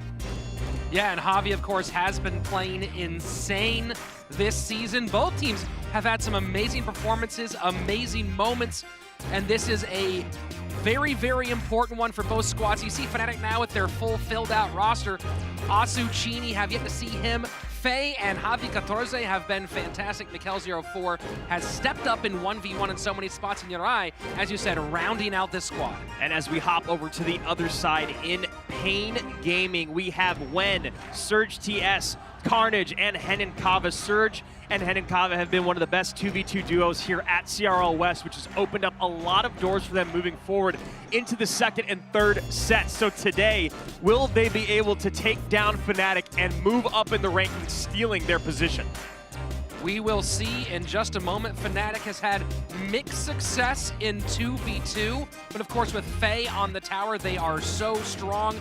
Up against most likely Hen and Kava and Surge TS. Let's see how this one plays out. So now we have Mikel and Faye coming out for Fnatic, going up against Hen and Kava and Surge TS. Surge TS and Hen and Kava are 12-9 in games, 5-3 in sets. And this is Mikel's 4th 2v2 appearance. Yeah, Mikel's been fairly solid in 2v2 so far this season, going 2-1 in sets, and King of the Hill doing 6-4, so a nice CRL debut. Faye, of course, continues to be dominant. Yeah, Faye doing a lot of work for his team. He's 11-8 in games, 5-3 in sets, and 6-4 in King of the Hill. Just showing how well-rounded of a player he truly is. And that's going to happen a lot when you find one of your best head-to-head players having to play 2v2 because it's so very important. You see an early graveyard coming out for Fnatic. And a poison to meet. Trying to keep that Muskie alive as long as possible. Keeping that Prince from being a threat.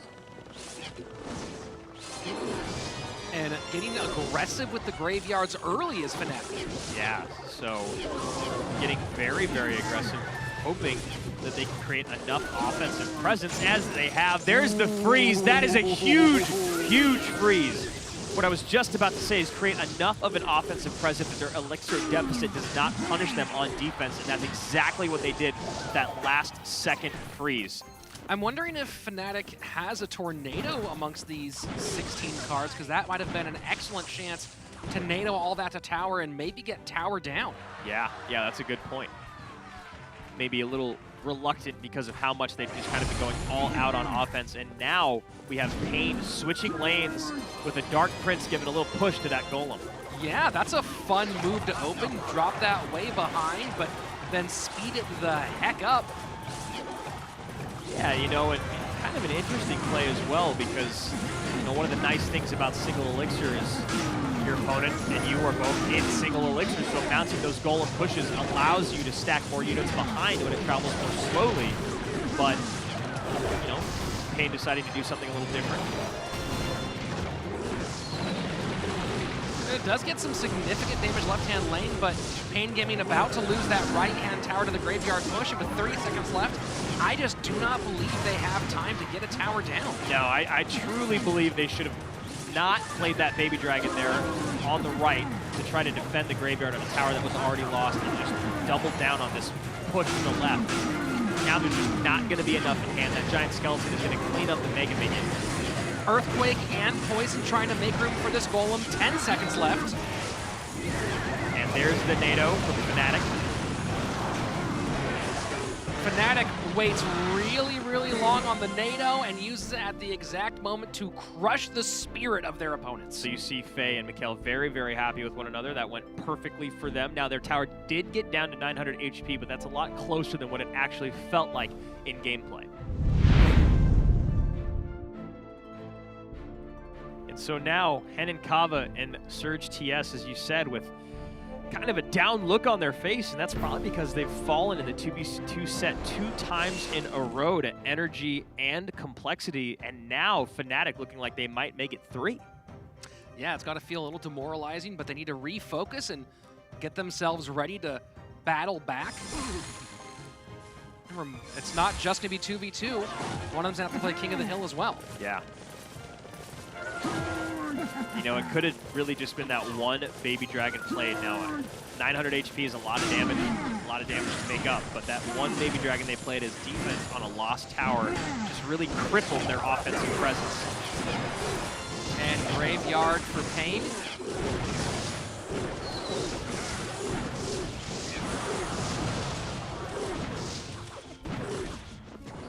So, very clean defense by Fnatic. And a graveyard of their own in turn.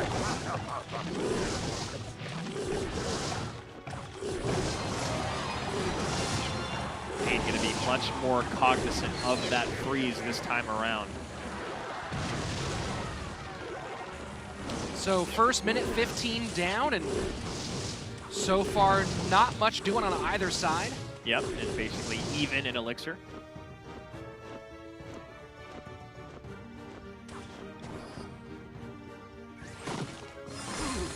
Prince at the bridge. Really aggressive move out here just to tank for this graveyard. Yeah, very interesting 10 Elixir push kind of out of nowhere. Nice NATO freeze combination. Forces the log out. It's not going to pay off as much as they would have liked. Yeah, I mean, that's a 14 Elixir commitment to get very little damage. Now they're going to have a lot coming down the lane to deal with. And this is the moment where Fnatic's freeze will most likely come out on top. Ooh, and that snowball just kind of stops everything in its tracks. Yeah, still they took about 500-ish HP damage in the left-hand tower, so works out well for Mikkel and Faye, and they are still ahead on Elixir. Gonna rotate graveyards here.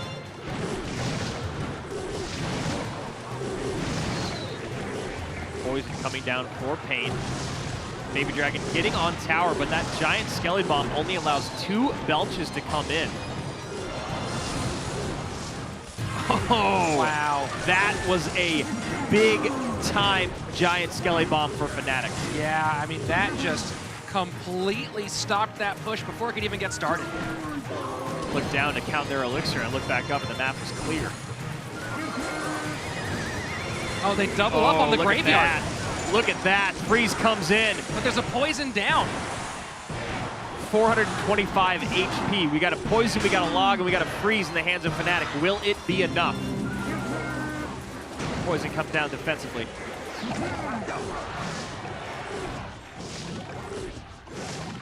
Yeah, Fnatic went in really heavy on that left-hand tower, and Surge TS and Henenkava just didn't have the elixir for an effective counter push. Here they go, putting some damage. And a surprising interaction there with the giant skeleton for a while here, just not getting close enough to the tower to allow any splash damage in for Pain. And now the offensive poison comes down. That's and there we go. Yep, the Skelly hit comes in. 2 up, 2 down. Quickly, that's 3 2v2 sets in a row. Fnatic looking so good right now. You know, they already had such a talented squad, and then the addition of Irai has opened up their options. But if they play 2v2 like that, with the kind of power they have in head-to-head play, it makes them a real contender for those top 3 spots. First for Fnatic, Mikel, followed by Javi 14 and Yerai getting on the stage one more time. And across from them, Wen leads off for Pain Gaming, followed by Carnage, and if necessary, Henenkava comes back out. Yeah, so Surge TS will be done for the day, and a quick mortar comes down from Wen, looking like he'll probably be going up against Goblin Giant Sparky. And great deck choice here from Mikel, probably doing their team research. At the moment, the Goblin Giant Sparky with Lumberjack is overall the best performing deck. We'll see if he's using the precise construction that is currently at 90%. But overall, that 3-card combination is at 80% through 15 games. And on the other side with Wen, we're going to see if he uses the traditional Earth or Rocket, or if he'll be bringing in the Earthquake after its success last week. So a little bit of snowball value there for Wen. So Wen is not going with the top performing version, but still that 3-card combination is doing very well this season. And Wen probably really hoping that he has the Rocket, or at least the fans of Fnatic. Mikel probably knows that he has either the Rocket or the EQ, obviously, but the fans of Fnatic really hoping that there's a Rocket in there to take care of that Sparky. That's what I was trying to say. Yeah, if he is playing the Rocket version, Mikel's going to have to find some interesting ways to change the timing up of Sparky rather than playing it behind tower. I love the Screaming Hog and Piggies. Just makes me so happy. Split Pigs at the river. Getting a little bit of damage on both sides. A minute 50 passing by. And those Rascal Girls getting a lot of damage in on that tower with the help of those Hogs. That is quite a bit. So here we go, entering double elixir time. At the moment, Wen in a good position. And Mikel here just really not wanting to play his Sparky behind the tower, just wondering what that spell is. And Wen just goes heavy with the Hogs opposite lane. Yeah, Fireball out of cycle means that they will connect, not getting a lot of damage in. Rascal split to the side should really help and assist this, but the Goblin Giant comes down in front, and all of a sudden he has a big push to deal with. And nice pickup on the Bar Barrel with the guards by Mikel. Late, Rascal's come down. Lumberjack does get a hit in. That zap was brutal, and now a raged up Musketeer is chopping down that tower. Just ruining that tower down to 10-19, so as we move into double elixir time, Mikel has suddenly fired back. Yeah. We talk about the comeback potential of Goblin Giant Sparky. Here he is doing it without the electrified trash can even touching the ground. And now the Rocket comes down, so you have to imagine Mikel will find a moment for the Sparky. There it is. Brilliant play, knowing he can safely build a Sparky push from behind King Tower without giving too much spell value. Both of these players waiting for the other one to blink first, and when forced to use the Rocket, allows this Sparky to come down. Sparky's in front of the Goblin Giant. And the Rocket hits it all. Oh my gosh! Huge, huge misplay for Wen, and he knows it. That's going to be it. That is just too much to come back from, and you can see the pain in his face. Mikkel coming out on top in game number 1.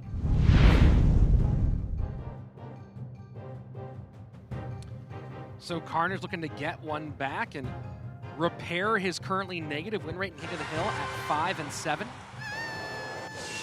And Mikkel now moving to 7 and 4 with that great play with a Goblin Giant Sparky. For those of you keeping track at home, Expo was currently 0 and 5 on the season. 2 of those losses courtesy of the Icebo master himself, Carnage. Yeah, I mean, he's had some really rough matchups when it comes to playing his comfort deck. Ooh, boy, yes he has. I've had some nightmares about the matchups that he's gone into. I'm sure he has too. I doubt we'll be seeing him play much more Icebo this season.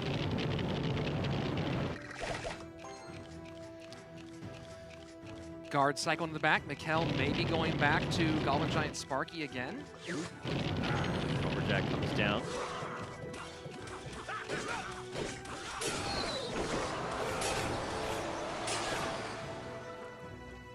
So both players playing real slow, taking their time.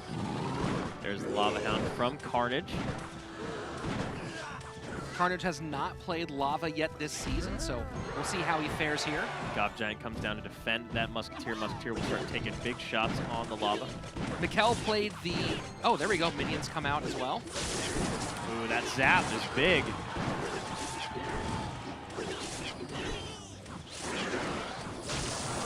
And a nice zap in kind for Mikkel. Balloon coming down defended by that Mega Minion. Lumberjack just there to cycle. Wow, Balloon and it just runs will all get the a way. Big drop there. But look at that But Lumberjack. yeah, Lumberjack evening things up for the most part. The death damage will separate and leave Carnage on top, but Mikkel getting a great counter with that Lumberjack. Yeah, the Tombstone just a little bit too late to get there. And now Mikkel chooses the Sparky opposite lane.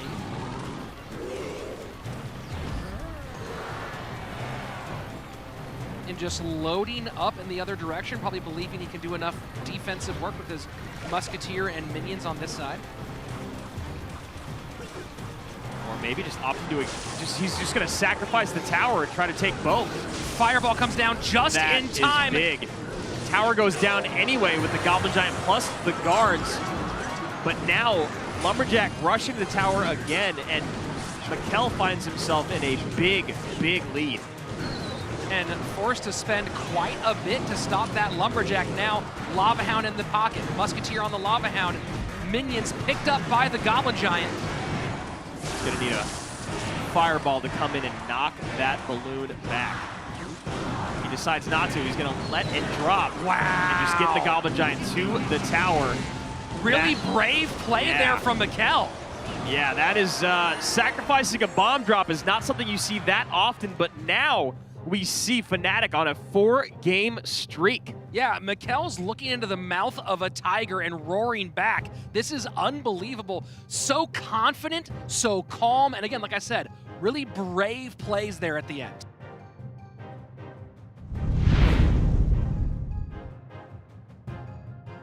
So one last hope remains for Pain Gaming. That is Henan Kava, who has stepped up in King of the Hill before, of course, most recently with a big 3-game sweep in their last match against Complexity. Of course, they went on to lose that game in the 1v1. Yeah, and Mikkel 0-4, a force to be reckoned with in King of the Hill, 8-4 in games now. And let's not forget that big-time sweep over the #2 SK Gaming, where he took down OP Sam, Morton, and Soke.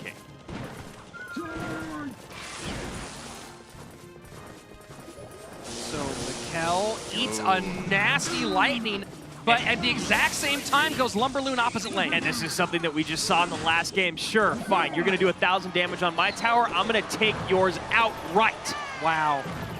Wow, I mean, Mikkel has just really blown people out of the water today over and over and over again. I mean, we don't have the golden-haired golden boy IMGJP in this season, but Mikkel looking like he is claiming that title playing in a very similar way of fast, loose, aggressive, and devastating.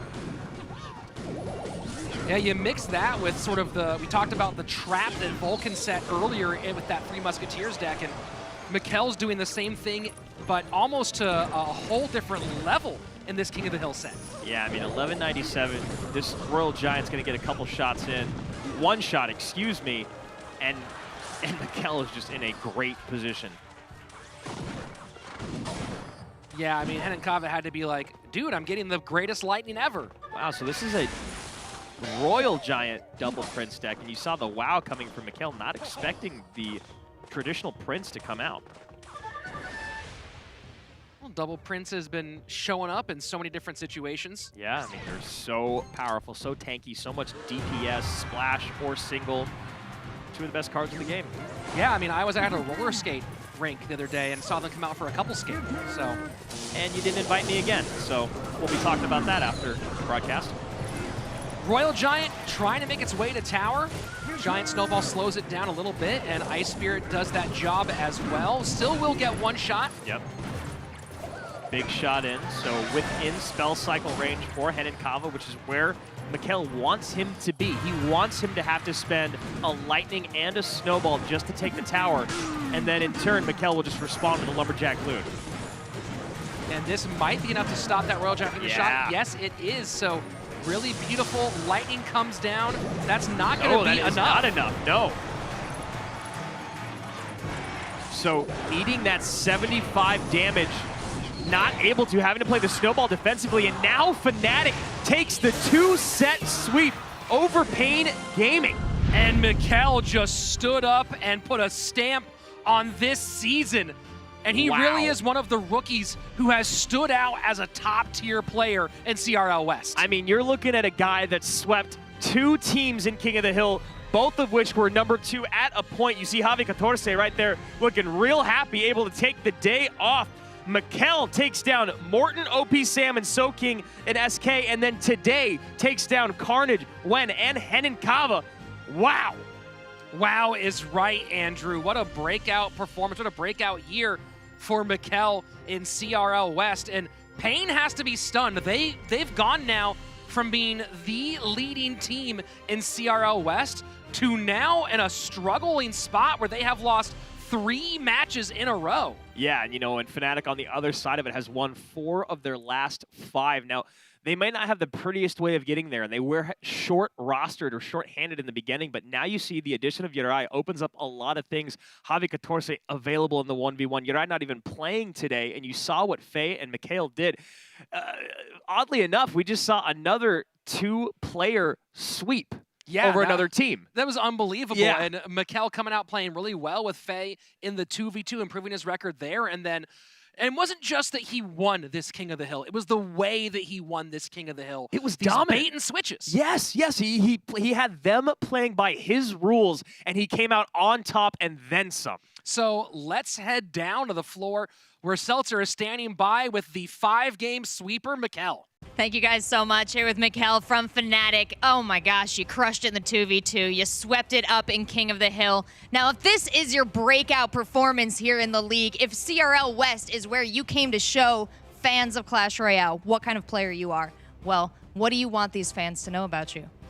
Pues para empezar quería decir que yo soy un chico bastante introvertido, que no le gusta hablar delante de la cámara y estoy aquí básicamente por el trabajo que llevo haciendo todos estos 2 años y algo que llevo jugando y que estoy aquí para darlo todo y para ganar. Y para llegar a China. He said that, first of all, he's sorry because he's kind of an introverted guy, but he's here because he worked so much for being here. It was his dream. And now that he's here, he's gonna give everything that is in his hand just for crush it like today, and for do it for the team, and for make it through China. I'm surprised to hear that you feel a little bit nervous, because watching you in-game, if there's one word to define your play, it was fearless. You were not afraid to take on some damage in order to deal out twice as much, and this was especially relevant in your match against Rein and KOTH. I want to talk a little bit about your willingness to convert the damage against you, absorb that, and put it back out in the field. Pues el error de Renan ha sido básicamente que cuando venía el príncipe oscuro y yo tiré la mosca atrás, tiré el golem de hielo, él tiró el rayo y cuando tiró ese rayo yo dije no tiene elixir y rushé la otra línea para básicamente tirarle la torre. He said that Renan's mistake was just using the lightning after the Dark Prince, because after it he had a free attack with just Loon and he did it and he ended up taking the tower. Wise plays definitely worked in your favor, and something you've been able to do again and again in this King of the Hill match is convert your misplays on the other team into victories for yourself. So talk to me a little bit about your match against Wen and how that worked out in your favor. Bien, porque Wen me llevaba un buen counter y pues ganar eso, sinceramente, me he venido muy arriba y me he sentido muchísimo más confiado para poder ganar los 2 siguientes partidos. He said Gwen got a hard counter against him, and being able to win that match made him feel so much comfortable and confident in his game, and made him able to win the following 2 matches. Wins beget wins. Well, I love to see it. You've done it twice now for Fnatic, and I want to give you both the opportunity to address your fans and say a little something. Well, first of all, thank you for everyone who supports Fnatic. We are doing everything that is in our hand for making through playoffs and through China. And I want to say something in Spanish for my guys from S2B. La verdad que, aunque no hayas ganado en SLO, para mí sois los ganadores. Estoy muy agradecido por la temporada y de verdad, gracias por todo y suerte para la próxima temporada. Os quiero, chicos. Fantastic. Thank you both so much for the insights. Back to you guys on the desk. Thanks a lot, Rachel. And again, what a fantastic performance by Mikel. And again, it wasn't just that he did it, it was the way he did it. Yeah, and I love that he says he's kind of introverted. Well, you know what, Mikel, you've got a lot of fans coming your way after playing the way you have this season. And honestly, this replay is one of the things we're talking about. Now, it was a slight misplay by his opponent, but Rich, let's talk us through this order of events. So this is that final game against Henenkava, and you can see Henenkava getting ready to build for this left-hand lane, and he bites hard against what Mikel sets up. Yeah, I mean, this lightning right there, it is a 6-for-6 trade, but now you've got basically no elixir to defend against your opponent, who has a ton of elixir. Lumberjack in, goes down, gets a few swings on the tower, then drops the rage, balloon, boom goes the dynamite, and that's it. There's no way to come back from that. It's just too enticing, but to spend that 6 elixir when you don't quite know what your opponent is playing yet. Yes, that's the key. That's a big, big investment. So goes poorly for Henenkava, goes fantastic for Mikel, and that's what he did 3 times in a row. So a big-time win for Fnatic that gives them that 6th very important win that puts them pretty much into the playoffs. Yeah, so if we left for China today, it would be Complexity, SK, and Fnatic, but a lot more to be had today. Coming up next to round out our day, Team Queso against Tribe.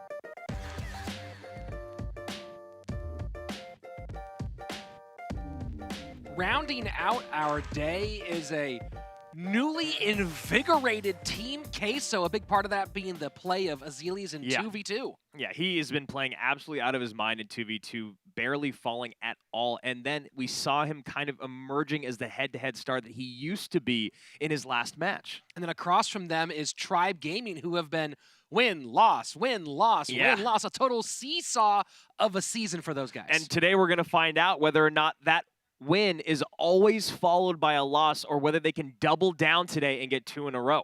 It's a big one, of course. Rounding out our Super Saturday, we've seen some teams grab their fate by the horns, other let it pass them by. So we'll see what Queso and Tribe have in store for us in our final match of the day.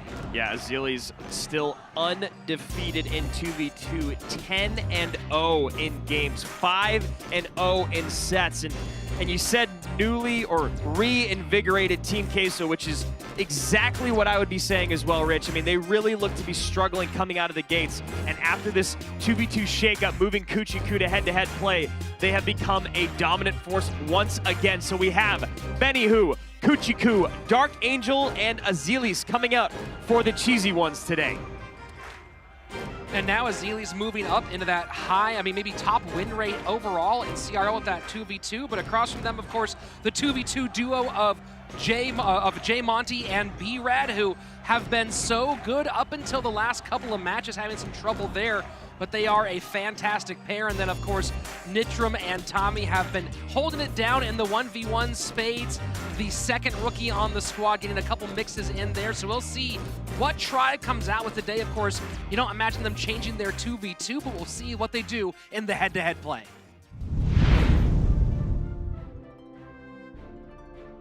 So it looks like both these two teams have settled in. 2v2, no surprises. B-Rad, J Monty, and Benihu Azelis continue this fantastic pairing. Yeah, Benihu, B-Rad, and J Monty are all at 5-2 in their 2v2 sets. Azelis is sitting at a very pretty 5-0 and 10-0 in games. So you know this one probably means a lot to B-Rad and J Monty, not only for their overall season record as a team, but specifically wanting to prove that the newcomer to 2v2, as you might view him in Azelis, doesn't quite have the same level as this long-standing player. Yeah, and Tribe's match history is just so funny because they won 2 in a row, then they lost 2 in a row, and ever since they've just been win-loss, win-loss, win. So trying to destroy that pattern today is B-Rad and J Monty of Tribe. So we got a King Tower activation out by the boys in red.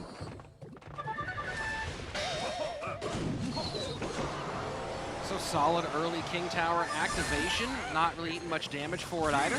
A little bit high on that Ice Wizard there, allowing it to get popped. I mean, that still might have happened, but it would not have allowed that Prince hit to get in. So small misplay.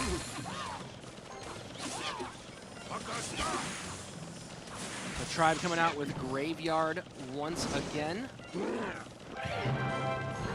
And Queso, RG's up high in the opposite lane. Immediate Graveyard response to the left-hand side. And Tribe hadn't been perfect in their 2v2 sets until they fell. And then it was 2 in a row down, so 5-2 as we just mentioned for them. And nice Ice Spirit there. Those guards might make enough room, no they're not, for the Baby Dragon to now fall to the Princess Tower. A early snowball trying to find something. Attempted prediction snowball, does not pay off. Maybe expecting the Ice Wizard of the guard, or the Ice Spirit of the guards to come down in that situation. You see that very high Musketeer play being played towards the opposite lane, looking to mount a counter push. Maybe a Graveyard there. Yep, there's a Graveyard coming down. You had to expect it once you saw the Giant Skelly go in front.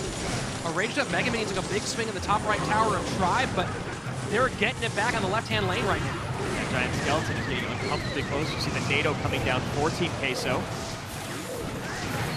And another Lumberjack just to play as safe as they can. Well-timed Dark Prince by Tribe to pick up that raged up Jack. Heading into sudden death overtime, and it has been a pitched battle so far. Yeah, right now being separated by that damage that Prince incurred very early on by the slight misplay in Queso. That's a very good point, Andrew. And a lot of damage. Those 2 Skellies at the top of the tower just feasting. And this would be a great spot for a NATO.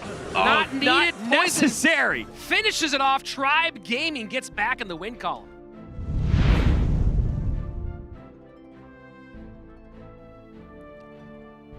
Big time opening win for Tribe Gaming. Benihu and Azelis looking to get the Frenchman back on track after taking his first game loss in this opening set.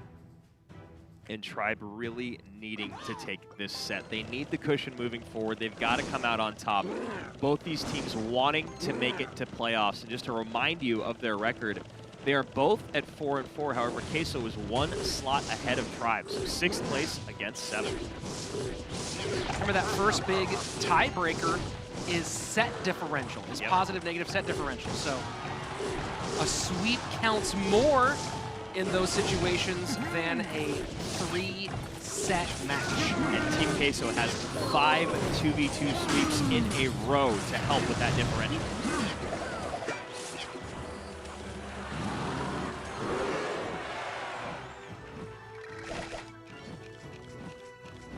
So Inferno Tower still at about a quarter health. Should be able to take care of those guards at ease.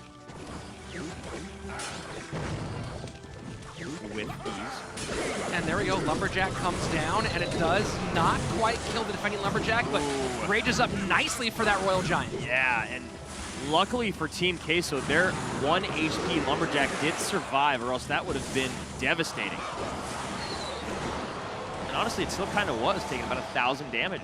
Yeah, that's no joke. Heading into the midway point of regulation, and now it's Team Queso putting together a Lava Hound push, and RG Giant Skeleton comes right under it. Yeah, there's nothing there to meet the RG yet. Worried about that Giant Skelly Bomb.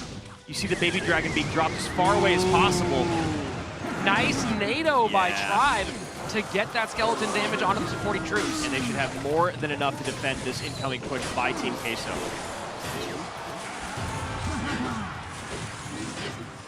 So that's one slick NATO Giant Skeleton play from the experienced duo of J Monty and B-Rad.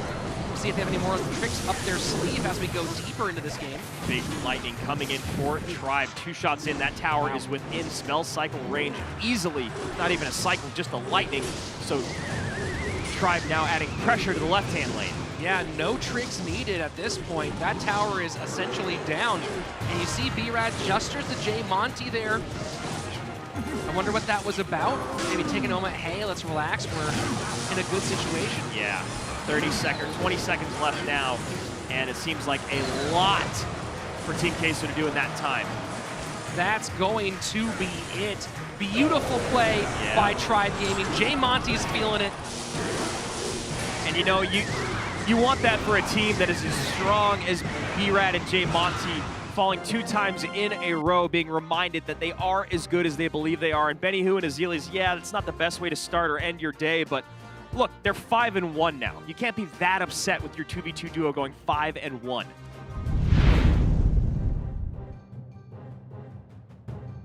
So opening things up in our King of the Hill set, Dark Angel for Team Queso, then Benny Hu and Kuchiku.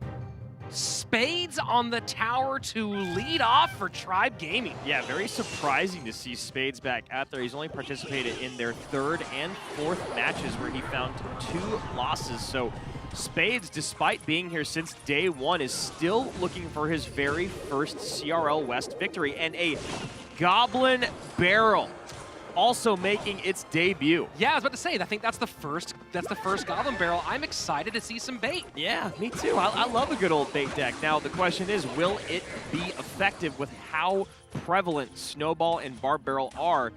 And you see Spades kind of going, okay, well, there's Poison, there's Snowball. Barb Barrel, and Snowball. Oh, boy. Oh, boy, that's a lot of rough cards there, son. Yeah, and most likely an Inferno Tower and Miner as well, so a lot of ways to get to the Princess. A lot of ways to clean up bait.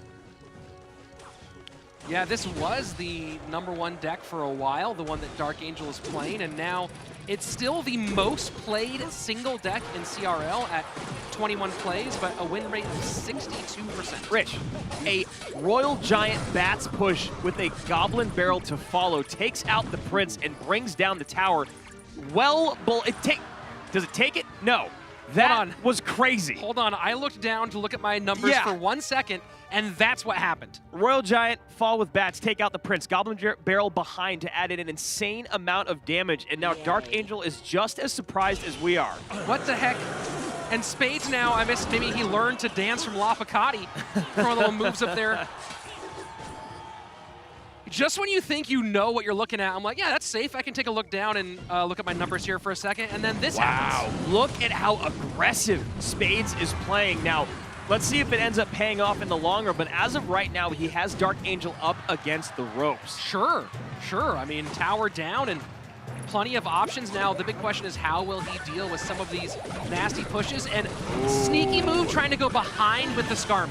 Yeah, and you saw that Barb Barrel kind of coming in and doing double duty. And a Mega Knight. What? All right, sure. Bananas, absolutely bananas. This deck is insane, and the thing is you can see Dark Angel there leaking a bit of elixir going, I don't know what to do. There's no spell in this deck. There might not need to be. This is just completely wild. This is absolutely completely wild. This is the kind of deck that you would expect would only exist On in a ladder. situation. Yeah, on ladder, or if you had some crazy ban to make it happen. But instead, we're seeing a big-time win. That's not going to be enough. Skarmy comes down to stop it. 1 second left. 2:04. Spades gets his first win at CRL West. With maybe the craziest deck we've seen thus far in head-to-head play. So congratulations to Spade and now Tribe, well on their way to a victory over Team Queso. So maybe going for a snipe against Mortar, that was possibly, and then works out pretty well against Minor Prince Control. Yeah, so Benihoo now probably has absolutely no idea what Spades is going to bring to the table. You see Spades there really feeling himself, which is, you know, we heard last match talking about momentum and confidence and what it can do to you. And maybe Spades has finally found his. Yeah, gotta wonder what song he's singing inside his own head. Dancing to music nobody else can hear. With the deck that he just ran, it's probably a song we've never heard before. All right, so I'm now, given what we just saw, guessing this is a Golem Lava Hound deck. With E-Barbs. Yes, absolutely. Don't run E-Barbs, then someone might have to Oh pay yeah, CWA. I saw that post earlier this week. Pekka comes down, negates all the hits from that Hog Rider. So that E was creating a little bit of room for the Pekka, trying to get in there with the Bandit. The Zap will do the rest of the work. And Pekka taking a long walk. Nice pickup. Yeah. That Valkyrie is not going to do enough to get a King Tower activation, though. Spade's one of the more animated players on the tower. Someone that we've seen very little so far, but I'm definitely enjoying myself. I feel like he must be listening to Old Town Road. It's the only song anyone's playing right now. So Benny here, yep, gonna compile this push, try to put some more in it. And very decent push coming in. Minions do not, they have one hit. One little tiny hit, and now things a little evened up as we head into double elixir time. What is Spade singing? I don't know. Look, if he sweeps King of the Hill, then maybe we can talk to him after the match. It's, you know what it is, the new Taylor Swift album. That's what it is. I haven't heard any of it, but people tell me it's good. I'll be honest, I did not know that she had one, so I feel like I've missed the boat. And Hog does not get that swing. Well-placed and well-timed Pekka by Benihoo. You can imagine another Inferno comes down. There it is. Battle Ram sneaks in front to tank for the Pekka, while the Pekka in turn is tanking for the Barbs with the Princess Tower. And nice play of the Skeletons from Spades to make just enough room for the Inferno Tower to finish its job. And last 20 seconds of regulation. And that one Mania getting a good amount of damage in because the Pekka was still tanking. And that Pekka played a little bit low, and there you get the one Hog swing. Yeah, Spades finally getting that first Hog swing in. And looking to rinse and repeat the transaction is Benihoo. However, this time the Pekka is pulling the aggro of the Inferno. Oh, but that Bandit, nice bar barrel to pick up the Bandit, does not get away. Yeah, Spade's playing very well right now. He certainly is, and what a great Hog. Yeah, really, really nice kite. That Hog might get a hit in. Oh, there it is. Look at that. Going coast to coast. This is such a fun game to watch. The experience of Spades, the experience of Benihoo, the brashness of Spades. And look at that, a big tower connection on the right-hand side with that Battle Ram. Barbarian there to finish still. 2 swings in. Yeah, Spade's not happy about that, but you see him blow out a little bit of air, but feeling good still. 2:15 remains.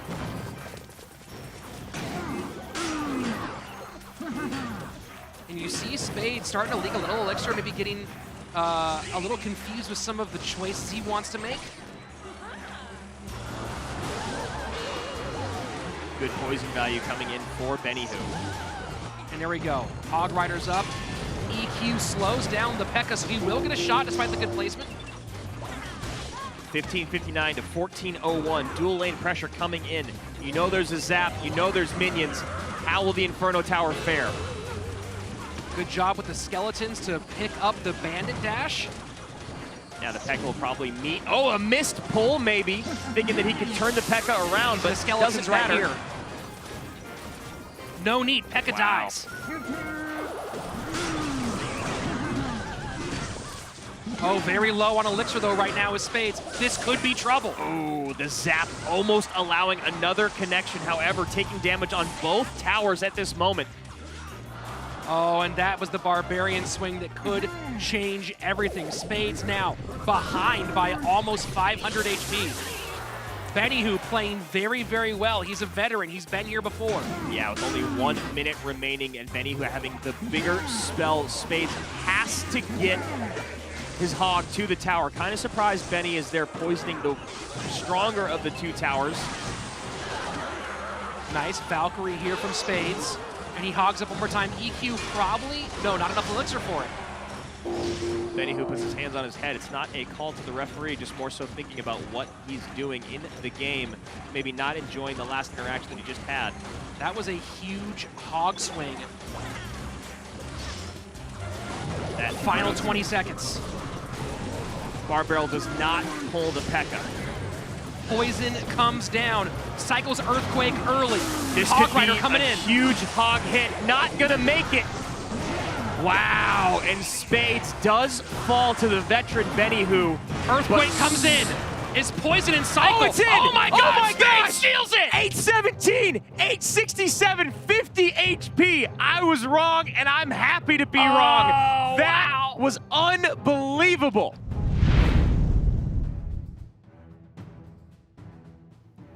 A wild finish, so of course, Andrew, we have to take a look at that replay again, and things got so close, it got wild, and maybe not keeping track of everything, and there was something you noticed here. Take a look. Yeah, so pay attention to the tower health. It ends up being 817 to, I believe, 867, which is a difference of 50. So you see the poison come down for Benny.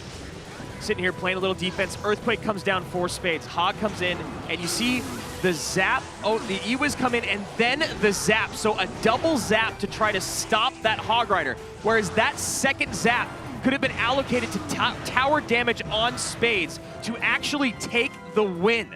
By 6 HP, he could have taken the win, but hey, he did not want that hog hit to come in. Yeah, you have to be very careful with the hog hit, and you're sitting there going, there's nothing that Spades can get back to in time. Yeah, there is the Earthquake, so very well played, and you know what, why not do it again?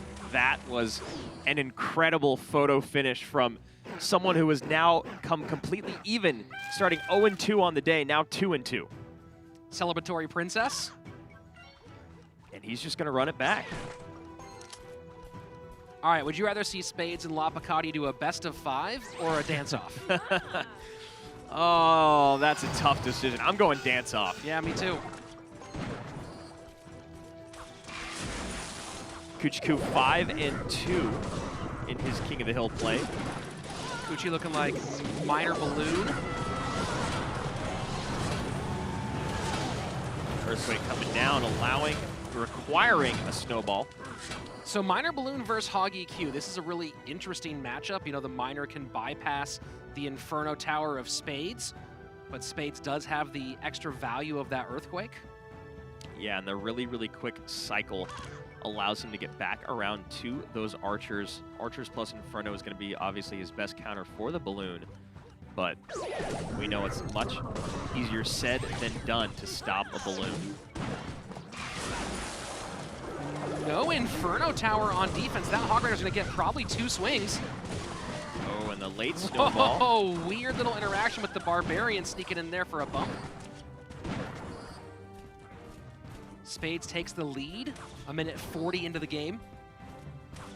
A little late on those skellies. You see Spades not super happy with that, and I wouldn't be either. That is a very, very easily countered positive elixir trade that he ends up taking tower damage on. And here we go, the first big balloon push, and Minor predicts that Inferno Tower perfectly. Perfect Minor. Wow, and he's trying to get back to the Archers, and Will they do enough to stop that balloon connection? Yes, they barely do. Look at that, Rich. That was unbelievable, being able to recover from getting outplayed for just a second there. But still, this deck that KOTH is running is so fast on the cycle, but so is Spades. And he goes for the Prediction Miner again this time. Now he goes to late Inferno Tower, so I like that play. nice job of Spades not to do the same defensive interaction twice in a row. Yeah, definitely adjusting, and now KOTH is going to have to pay him a little bit more respect on his next balloon push. Yeah, KOTH played that like he was in the first 2 or 3 games of a Grand Challenge. Yeah. Like, dude, I know you're going to do the same thing again. Spades goes, no, man, this is game 11. Spades going with the Valkyrie Hawk push again, going straight to that Inferno. EQ does come down. However, the Skeletons pull the Valkyrie.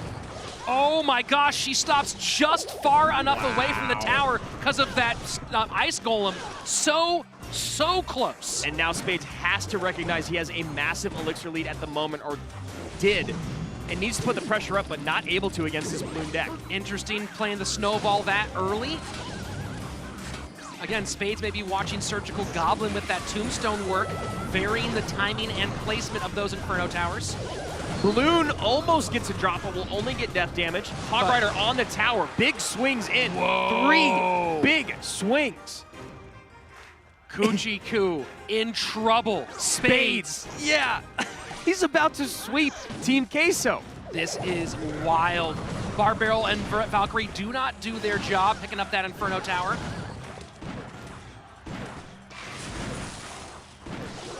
Spades has to be very careful. We all know how fast a balloon deck can change everything. Yeah. And he's playing so patiently with that Inferno Tower. I love it. And honestly, I feel like we haven't seen a lot of players do that. Gonna wish he has that snowball, though. And it does get a big connection. But Hog's on the tower! That is it! Spades takes the clean opening sweep of King of the Hell. I am speechless. Now, Spades coming out early, you think, hey, let's get him back out there. Let's get him ready for playoffs if we make it. Let's get him a win under his belt. But oh my gosh, does he show up in style today. 3-2. He can't believe it. Neither can his team. You love the emotion on that young man's face. And that's what we wanted to see from Spades this season, playing with swagger, playing with power. He'd done so well playing in online tournaments over the last year or so, had some great performances in BGW, but came here to the stage, had a couple stumbles early on, but this is the big coming out performance. Yeah, and you know the thing is about those stumbles he had, they were in King of the Hill, so it doesn't really give you a true showcase of your skill because it could be matchup dependent, it could be starting hand dependent. But today, Spades quieted all the naysayers, going 3-0 against Team Queso in King of the Hill. I am floored. He played brilliantly, and in that last game in particular, that's where he really turned it up. Yes. And the big thing was the variance he made with the Inferno Tower. He got predicted on that first Inferno Tower with the miner and said, dude, that is never happening again. Changed his timing, changed his placement, and played that beautifully. Timing. Timing is the operative, the key word of how he played his defense. I have never seen someone play Inferno Towers so late against a balloon cycle deck like that. And you saw one connection from the balloon the entire game. Just incredible from Spades. It was a big moment, that balloon connection, but at the same time, he was taking advantage opposite lane, knew he could eat one shot from a balloon, it wouldn't give him 2, finished off the tower, finished off the match in a clean sweep for Tribe on the back of Spades. So let's go down to the floor where Rachel is standing by with the rookie. Thank you so much, guys. I'm here with Spades, the champion for Tribe Gaming. You absolutely crushed it in the King of the Hill, and that first match threw us for a loop. I'm going to get to that one in a second, but first I have to know, the people must know, what were you grooving to up there? I'm not sure. I don't know. It just goes to me. It's an original beat. You're kind of composing in your head as you're playing? Exactly. Hell yeah. You get to compose music, you get to play beautiful Clash. It was a hell of a day for you up there, and you did a fantastic job. We saw a little bit of the old meta in your match against Dark Angel. What made you choose that deck to debut in your King of the Hill with? It was something I used to use, and Elk does a great job with decks selections, and he got me it. He brought it back to me, and so it just happened. What about that deck in particular? What about the old meta really speaks to you as a player? I used to use it a lot. I really enjoyed it, and I just told him some decks I used to use and was comfortable with. So, yeah. Well, we did find out that it's important to be comfortable in the tower, so you had your music, you had the deck that you love to play, and then you kept winning. You got all the way to the end of the King of the Hill, and I think one of the features that definitely stood out from your play was your beautiful timing with the Infernal Tower. Against the Balloon deck, you were manipulating your opponent perfectly. Walk me through that from your perspective. So I knew he was going to like Prediction Miner or Bar Barrel, because that's what you're supposed to do in the matchup. He was playing how he should, but I know how to play against it from practice. So basically, I just have to wait on my cards and let my Valkyrie drag it back, and then put my balloon, put his balloon to my Inferno only. And how much of that is you getting in the head of the other player? How much of that is you just doing math? I'm not sure. Well, you know what? It all adds up to a victory for you guys. I want to give you the opportunity, Spades. You came out today. You won big for your team. Anything you want to say to your fans? Beautiful and well said. Let's send it up to the casters to wrap up the day. Let's get you out of here.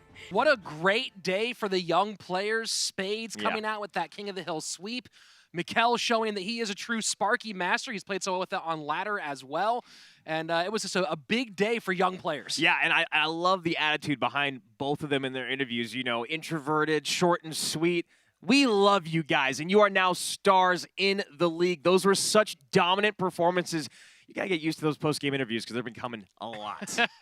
Let's get into today's results. Take a look at what went down on this Saturday. Opening up, it was #1 Complexity falling in a barn burner to SK Gaming. And then after that, we're followed by 3 sweeps in a row. Team Liquid sweeps Cream, Fnatic sweeps Pain, and lastly, as you just saw on the back of Spades, a Tribe Gaming sweep over Team Queso. So in a season that's already been so tight with our records, Complexity falling makes things even tighter. I know. And a couple of big wins from those 4-4 squads. So let's head in, Andrew, and let's walk through where everyone's sitting at this stage in the season. So we now have Complexity at 7-2, finding their loss for the second time this season. Fnatic and SK Gaming tied at 6-3 in second and third place. You got Tribe and Liquid moving up in the charts, 4th and 5th place there. Pain Gaming at 5-4 as well. Immortals 4-4. Team Queso and Cream Esports at 4-5 and 8th and 9th place. And down at the bottom, we've got 3 teams at 2 and 6 in Misfits, Energy, and Dignitas, 10th, 11th, and 12th, respectively. And the room for second place is wide open right now. And second place guarantees you a trip all the way over to Xi'an, China. Not to mention third place makes you just have to get 1 win to get into that spot. Yeah. So everything's so tight, it's so crazy. So we make sure that you don't miss anything by looking at our schedule. We are here Wednesdays, Saturdays, and Sundays. Wednesdays, 5 p.m. Pacific, 8 p.m. Eastern, Saturday and Sunday. 10 in the West, 1 in the East. We are rolling downhill to the end of this season, so make sure you're here all the time. And to make sure you do that, go ahead, follow, like, subscribe, ring the bell if you're on YouTube so you know when we're coming back up. And of course, share this with other people. Yes. I'm Rich Slayton. That's Andrew Guy. This has been wild. I'm going to go play something that no one's seen before, like Mirror, Heal, Mega Knight, Lava Hound.